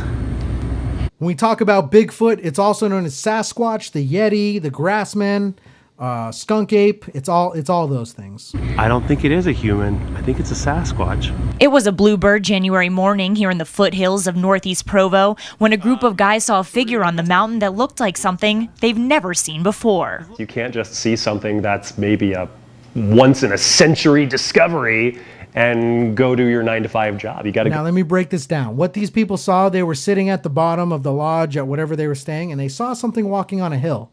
But the speed that it was walking up a hill, when you're looking at something from a distance, it kind of slows down that speed. But the speed that it was and the rate that it was walking up this hill was very fast. It caught their attention. It was big in comparison to the trees that were also there. Look for fur or footprints or some kind of evidence. And the camera was rolling as Austin took to the mountain with a buddy on a search for the elusive Bigfoot. So I'm seeing something that is not deer tracks anymore. We're trying to determine what it is. Their findings were inconclusive. Was it a bear? Maybe. That's plausible. What is a person? What you're looking at right now for all of our listeners on the radio, the left side is what they actually saw. They enhanced it. They zoomed in. The right side is when they actually climbed up there. They had one or two. I forget what. I've seen the original footage. They had one or two people stay at the lodge and film as three people hiked up the mountain to the same exact spot, and then they walkie-talkie. They said, "You're exactly where we saw it." This is the comparison you're seeing right here. So very, very different size-wise. Yeah. And also the speed that they were walking. They were comparing this. Also plausible. Was it something else? I think that's also plausible. Who knows? On the other hand, I spoke to a curator from the Natural History Museum of Utah who says not only is that figure in the video not Sasquatch, but it's safe to say that Sasquatch is not something that would even exist. What's the likelihood that there are big animals that have gone undetected by scientists and by trained observers? Dr. Eric. Now, I want you to listen to this because I listened to this back. Listen to this guy's explanation. Because he goes and he contradicts himself, which pisses me off, but makes me happy all at the same time. That have gone undetected by scientists and by trained observers. Dr. Eric Rickard has spent much of his career exploring places people have never gone before in search of new species. He goes, so what's the chance that a species goes undetected for all these years, blah, blah, blah. Then they say he spent his whole life learning about whatever. So far, no Bigfoot or anything like it. There are lots of undiscovered things, particularly in the natural world. But they don't take the form of giant apes running around in. Now, he also says there's lots of undiscovered things. So you can't say there's lots of undiscovered things in the same sentence that you said, what's the likelihood that we haven't discovered? Right? Am I right? Yeah, no, that kind of contradicts everything. Right? He's like, what's the chance that you haven't discovered? And then in the next sentence, he goes, there's lots of undiscovered things in the natural woods that, so why couldn't it be a fucking ape man or a monkey or whatever you said? Largely settled areas of the world. So what do you believe? And I'm really hoping I get to go look again. Looking at Maybe the there's chat. something out there to find right here in Utah, even in Provo. And that's it. So I don't know, man. What I want to throw out there is just be open to it. Be open to it. All right. So do you guys know what a dire wolf is? I guess Mundane. Do you know what a dire wolf is? No, not really. Dire wolf is not so. It technically, I guess, would be considered a cryptid, but dire wolf is more so something that was back in the prehistoric time. So dinosaurs. So think about like in what's that movie Ice Age? What's the saber-tooth? Mm-hmm. It's a big wolf. It's a big cat. It's not a cat. It's a dog, but it's a big animal. Looks exactly like a dog. Looks exactly like a wolf would, except for now you're talking dinosaur sizes. Okay, that is what a dire wolf is. All right. So a dire wolf, it's just a bigger version of this. Now, when we talk about cryptids, they've been thought to be extinct for years and years and years and a long time. This video kind of talks to us otherwise. We'll break it down.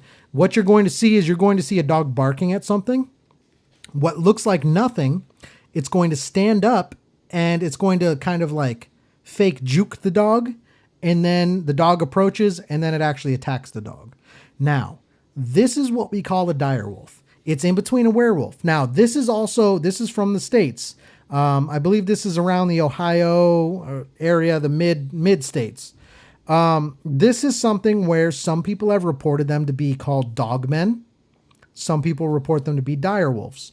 The difference is a dire wolf just stays a big wolf. Now you're talking prehistoric. Now you're talking things that we know have been around, just aren't around anymore. Yeah. Whereas a wolfman, now they can get really big and then they're bipedal. They can stand up on two legs and walk around and stuff, but they still look the same. I'm leaning more towards the dire wolf, where maybe prehistoric animals that we thought were extinct aren't extinct. Here's the video. You hear the dog barking. Mundane, we're looking right here where my mouse is. Yep. Okay. You see something black, and what you're looking at is, it looks like it could be a dog itself, right? Yeah. That's just the ears. Okay, that's just the ears. Okay, now watch. It's going to stand up. Check this out. It stands up and now it charges the dog. Now, comparison. Look at the trees. Look at the size of that wolf. I won't even say dog. Again, we're talking cryptids. Now, just because we say cryptid doesn't mean it's a vampire. Doesn't mean it's Bigfoot. What we're looking at is a large wolf. I'm going to put this out here. The way it runs, not so much the way it stood up and took off, but the way it runs and the way it did turn like that kind of looks like a horse. But listen, it's kind of the same size as a horse as well. But listen, would a horse attack a dog this way? Now the dog goes at it. And that's what you hear. You hear the guy yelling at it. Yeah. No, a horse wouldn't so much go after the dog. The horse would either just run away or just. Yeah, and I don't think. At most, if the dog got too close, the horse would just kick it. Right, and look at this. I don't know, man. I'm looking at the head right there. That doesn't quite look like a horse. I'm just saying, like the size and the way it like took off, like the way it runs, and right. It's similar to a horse, but the way it stood up like that. Because horses lay down, but it takes them a while to stand up. Look at the way it's crouching. Yeah. Okay. They can't just jump up. Horses have to take a minute to stand up. And that's a very wolf stance, right? Like just down like this? Yeah, just kind of hunkered down. Yeah. And then it is, and then the dog goes and attacks. Now, for some of our listeners, when you see a dire wolf, some believe that it's kind of like a banshee. Like, so when you see a dire wolf, it means that bad things are going to come your way. Some people don't. Now, again, we're not talking about werewolves. This isn't a werewolf. This isn't anything like that. We're talking about animals that may be prehistoric and that are still around. And Johnny agrees with me. That's not a horse. What I'm going to do, hang tight. Facebook, YouTube, hang tight. Uno momento, por favor. We're going to go, and I got to jump over here. So for all of our radio listeners, appreciate you tuning in. We'll be back next week. Mundane, when we come back next week, you still have your jocktober to call. Yep. It's going to be a good one. YouTube, Facebook, stay tuned. We're not done. But for all of our radio listeners, jump over, join us on Facebook or YouTube. This is the After Hours Show. All right, and we're back for all of our Facebook listeners. Don't mind that. That's just the stuff. Not to make fun of the video Stuff. or anything, but I also just think this would be really funny. It's just like it stands up, starts chasing the dog, and then you just see fucking Hagrid running across the woods in the background. You dick. Because doesn't that look like something that it would be from Harry Potter? Like, matter of fact, there's something in Harry Potter that looks exactly the same. I do think there is something that needs to be said. So Nicole did ask, what happened to the dog? I do know because there was a report that came out after this. The dog is okay. There was an attack, but the dog's alive and back and doing well or whatever. But again, just something else that's out there. That's a cryptid. I'm not saying it's a werewolf. I'm not saying it's a fucking wolf man coming out and just going to open up your windows. That's why I don't like that's and so this is something else. Once we get this new computer up and running, I'm going to be jumping in on some horror games with Mundane. But that's why I hate that shit. Is because Hollywood spins what you think everything is. Yeah. Hide your kids, hide your wife, and hide your husband. They crawling through your windows. They raping everybody out here. So this is a dire wolf. For anyone who didn't know, a dire wolf literally just means a bigger dog, bigger wolf. It's not a werewolf. It's not anything else. It's just something that was prehistoric. And we found bones of it. It's not that we don't know this doesn't exist. We just thought it was extinct. That's all we're looking at.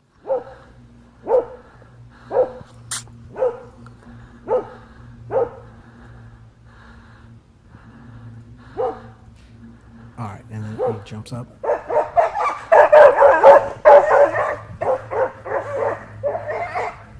All right, and then the dog, I'm going to turn off the audio right there. I don't need to hear a dog getting murdered on our show. All right, here's another one. Again, when we talk about things that may be extinct, pterodactyls, bro. There has been numerous sightings of pterodactyls in today's world. Now, whether or not they're extinct or not, I've seen a lot of videos. This was the first one that screamed somewhat authentic to me. Let's check it out. There's no audio, but the only people listening right now are YouTube and Facebook. All right, so the pterodactyl flies. Watch. At some point, the neck turns. It does somewhat of a loop. Okay, and just keeps flying off. Now, I don't know. Do we think this is real? Do we think this is fake? What are we looking at right here? Now, when you go and actually look up reports, now this is where we get into the young earthers and all of those people that think that, you know, dinosaurs still exist. You can find lots of videos of little like velociraptors and things like that. A lot of those look fake. This is the first video I've seen that looks real. Here's why. There are also a lot of drones out there that are shaped just like a pterodactyl. However, what they lack is that neck turn. A lot of drones can look very real and very authentic. I mean, yeah, but they flap. Two motors and you can create that neck turn. Maybe, but also before I put this on our website, I went on Amazon and I looked at all these. They don't have that. It's just a frame. Like they focus on the flying more than they do the neck turn. Yeah, that doesn't mean somebody couldn't take it home and do other things with it. Okay. So I guess what are we looking at? Is this real or fake? Now, here's the other thing. Now you want to start talking cryptozoology. There's some people out there that will say that this is part of a time slip. What that means is there has been certain points in time where things like this show up, whether they're really there or not, it's parallel dimensions coming together. There's also other people out there that say that these animals are still around and they still survive and they're out there doing their thing. I'm not sure where I stand on this. Dinosaurs might be a little bit of a stretch for me, but I've got an open mind to it. I'm kind of curious. The wingspan's a little large, but even like the head and the neck kind of looks like a pelican. Okay, could be pelican.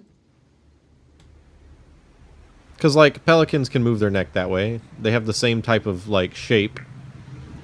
Okay, there we go. I don't know. I don't know, man. I don't know. When we talk about other things flying in the sky, here's a video. Is that Jesus Christ? Please. We're talking news stories right now. Here's a news story. And this news story is about other things that have been seen in the sky.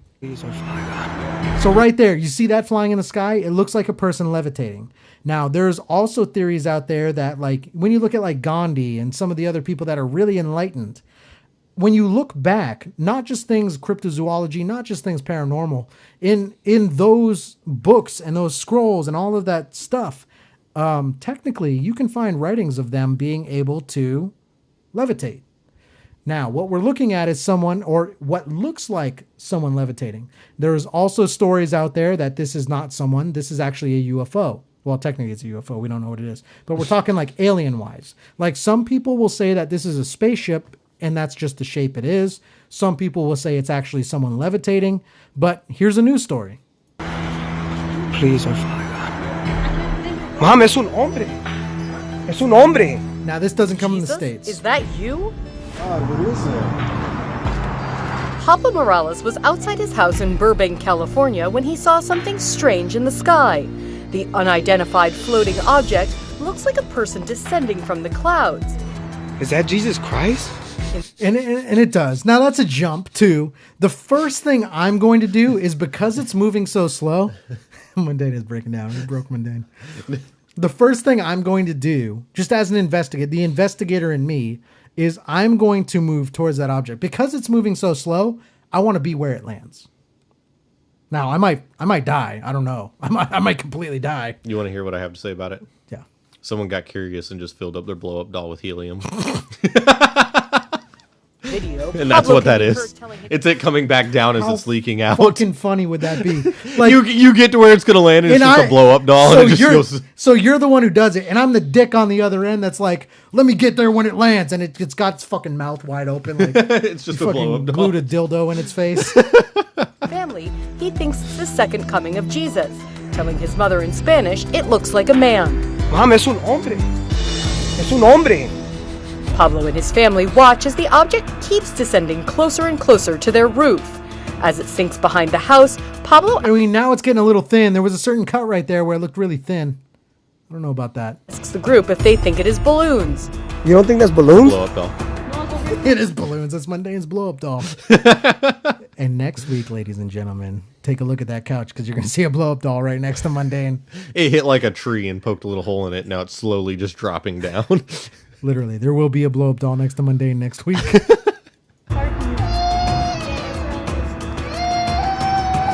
Why is the kid crying?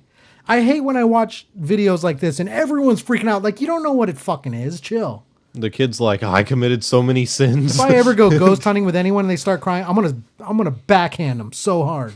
Like, shut the fuck up. Why are you going looking for shit if you're gonna cry when you actually find shit? Right? You almost cried over a big dog with red eyes. Big dog with red eyes. You talking about the dire wolf? No, duck season. Oh, well, that shit was scary, bro. Well, that's a story for another. So I went to Mundane's and he made me play this VR game, and he starts off. He's like, "Yeah, man, you know the duck hunt game, like from when you were a kid." I'm like, "Yeah, I fucking love that shit." And he's like, "Yeah, well, this is it in VR." Fucking liar. It was actually like a Spielbergian horror, like psychological horror game. It was a fucking horror game. And yeah, so what? But you screamed too. The same time I screamed, you screamed. Yeah, you fucking jumped. Of course I'm going to scream. I thought someone just murdered you. I didn't just jump. I dropped to the ground. Like, I literally dropped to the ground. All right, let's get through this. Yeah, look, see, Vicky agrees. Duck season was creepy. Yeah. Well, he made me fucking play it. That's what I'm saying. In VR, though. In VR. And so if you didn't play it in VR, it's a little different. And he advertised it as the friendly Nintendo game that I grew up playing. Yeah, Duck Hunt, man. Which is also a backhand, because that's saying I'm fucking old. It is just Duck Hunt, though. For like you're trying to say it's a backhand because you're old, but I literally have an NES with Duck Hunt and the original Nintendo Zapper sitting on my TV stand. There were no balloons. He also says that because the family lives near an airport, drones aren't allowed. Mom, yeah, sure. Pablo isn't the... Drones aren't supposed to be within five miles of an airport. Doesn't mean I haven't done it before. Right. As long as you stay under 400 feet, they can't see it on radar anyways. Right. So when we look at this again... First person to see what they believe to be a supernatural figure in the sky, of course. A man in Hoboken, New Jersey, captured this image in the clouds above the World Trade Center. Now we're looking at a different thing. So what we're looking at right now, Mundane, this is the Trade Center. This was the memorial after 9/11. And then this is what someone captured. On that night, 2 powerful beams of light were shining as a memorial to the victims of the September 11th terrorist attacks. A man snapped this photo of the memorial, but when he got home, he saw what looked like a human figure. And although it's not clear what caused either of these objects to appear, Or- they have definitely... But I don't know if it's Jesus. Or I think it's that's just a little the bit of a spotlight stretch. hitting a cloud, and then you decided to edit it and put these sparkly effects around it. I don't know if that's Jesus. That might be a little bit of a stretch. I think potentially I might only have one more for you, but I'm not even entirely sure that people on our stream are going to be able to watch it. Here it is. This is a lady.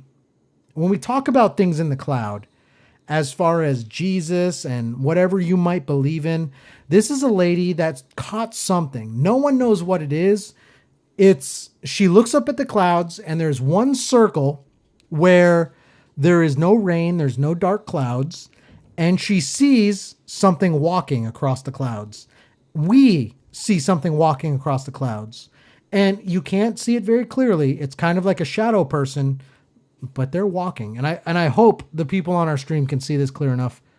Okay, so this is this is the real video. This is not a news video. So this is something I found, I filtered.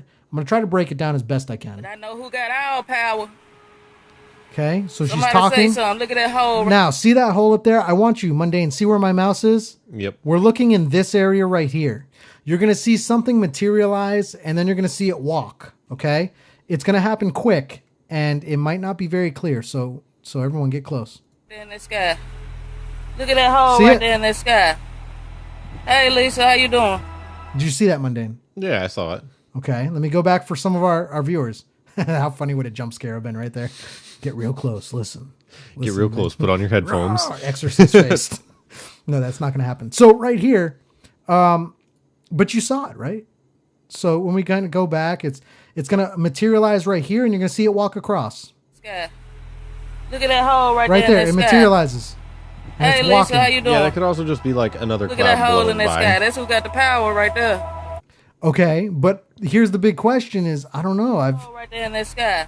I mean, it literally, let me go back further. Somebody say something. Look at that Boom. hole right there in the sky. Watch. Look at Materializes. that hole right there in the sky. Yeah, it could just be the Hey, wind Lisa, blew how it you and like literally a piece of that cloud because the clouds Look at that hole separate. in the sky. Yeah. That's who got the power. And you can't, and I'm just going to go ahead and debunk this because I feel like someone would say it at some point in time. But also, the bushes before you- on the ground, before yes, you- are blowing in a different direction. The airflow above the clouds and with the clouds is in a different direction than the airflow on the ground.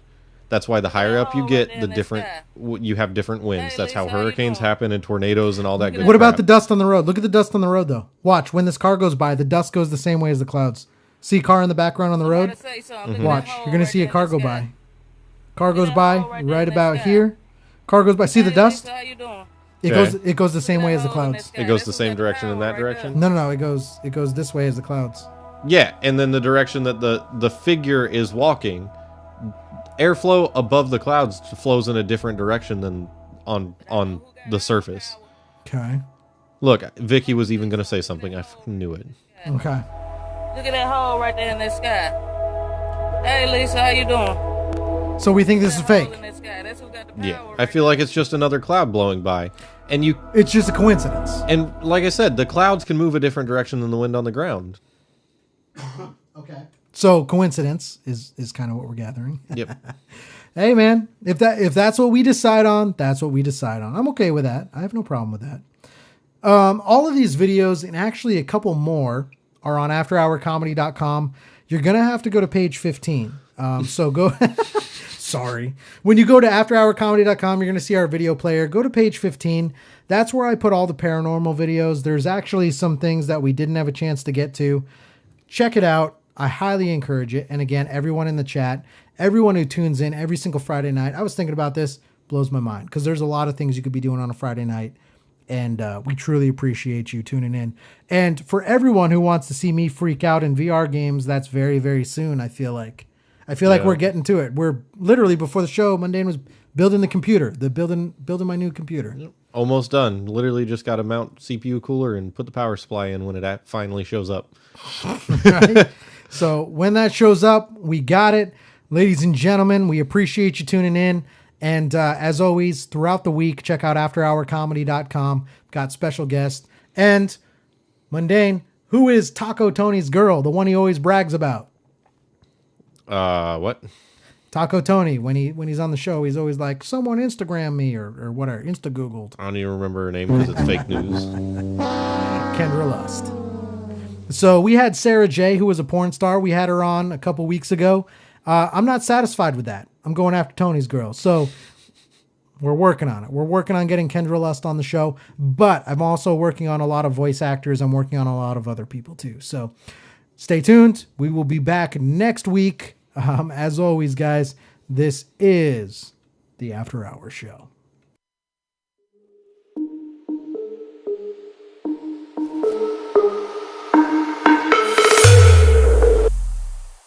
Here we go and now we finally back. We got a club banger when we go and drop this track. And everybody's looking at me like I was done. And that's not true cause I've just begun. Oh yeah dog, we done did it again. Got another one and now we're bringing back a friend. This is our time man, this is our year. We go and drop a single with the one big fear. Isn't everybody saying that he's gonna lose the chorus? Is it kinda like when you want me to say orange in a rap when you think that it can't be done? But when it comes to the battle I've already won. And that's about it dog, nothing to say. The people get pumped when we take the stage. And when it comes to rap I think that's it. Maybe I'll go and drop one more hit.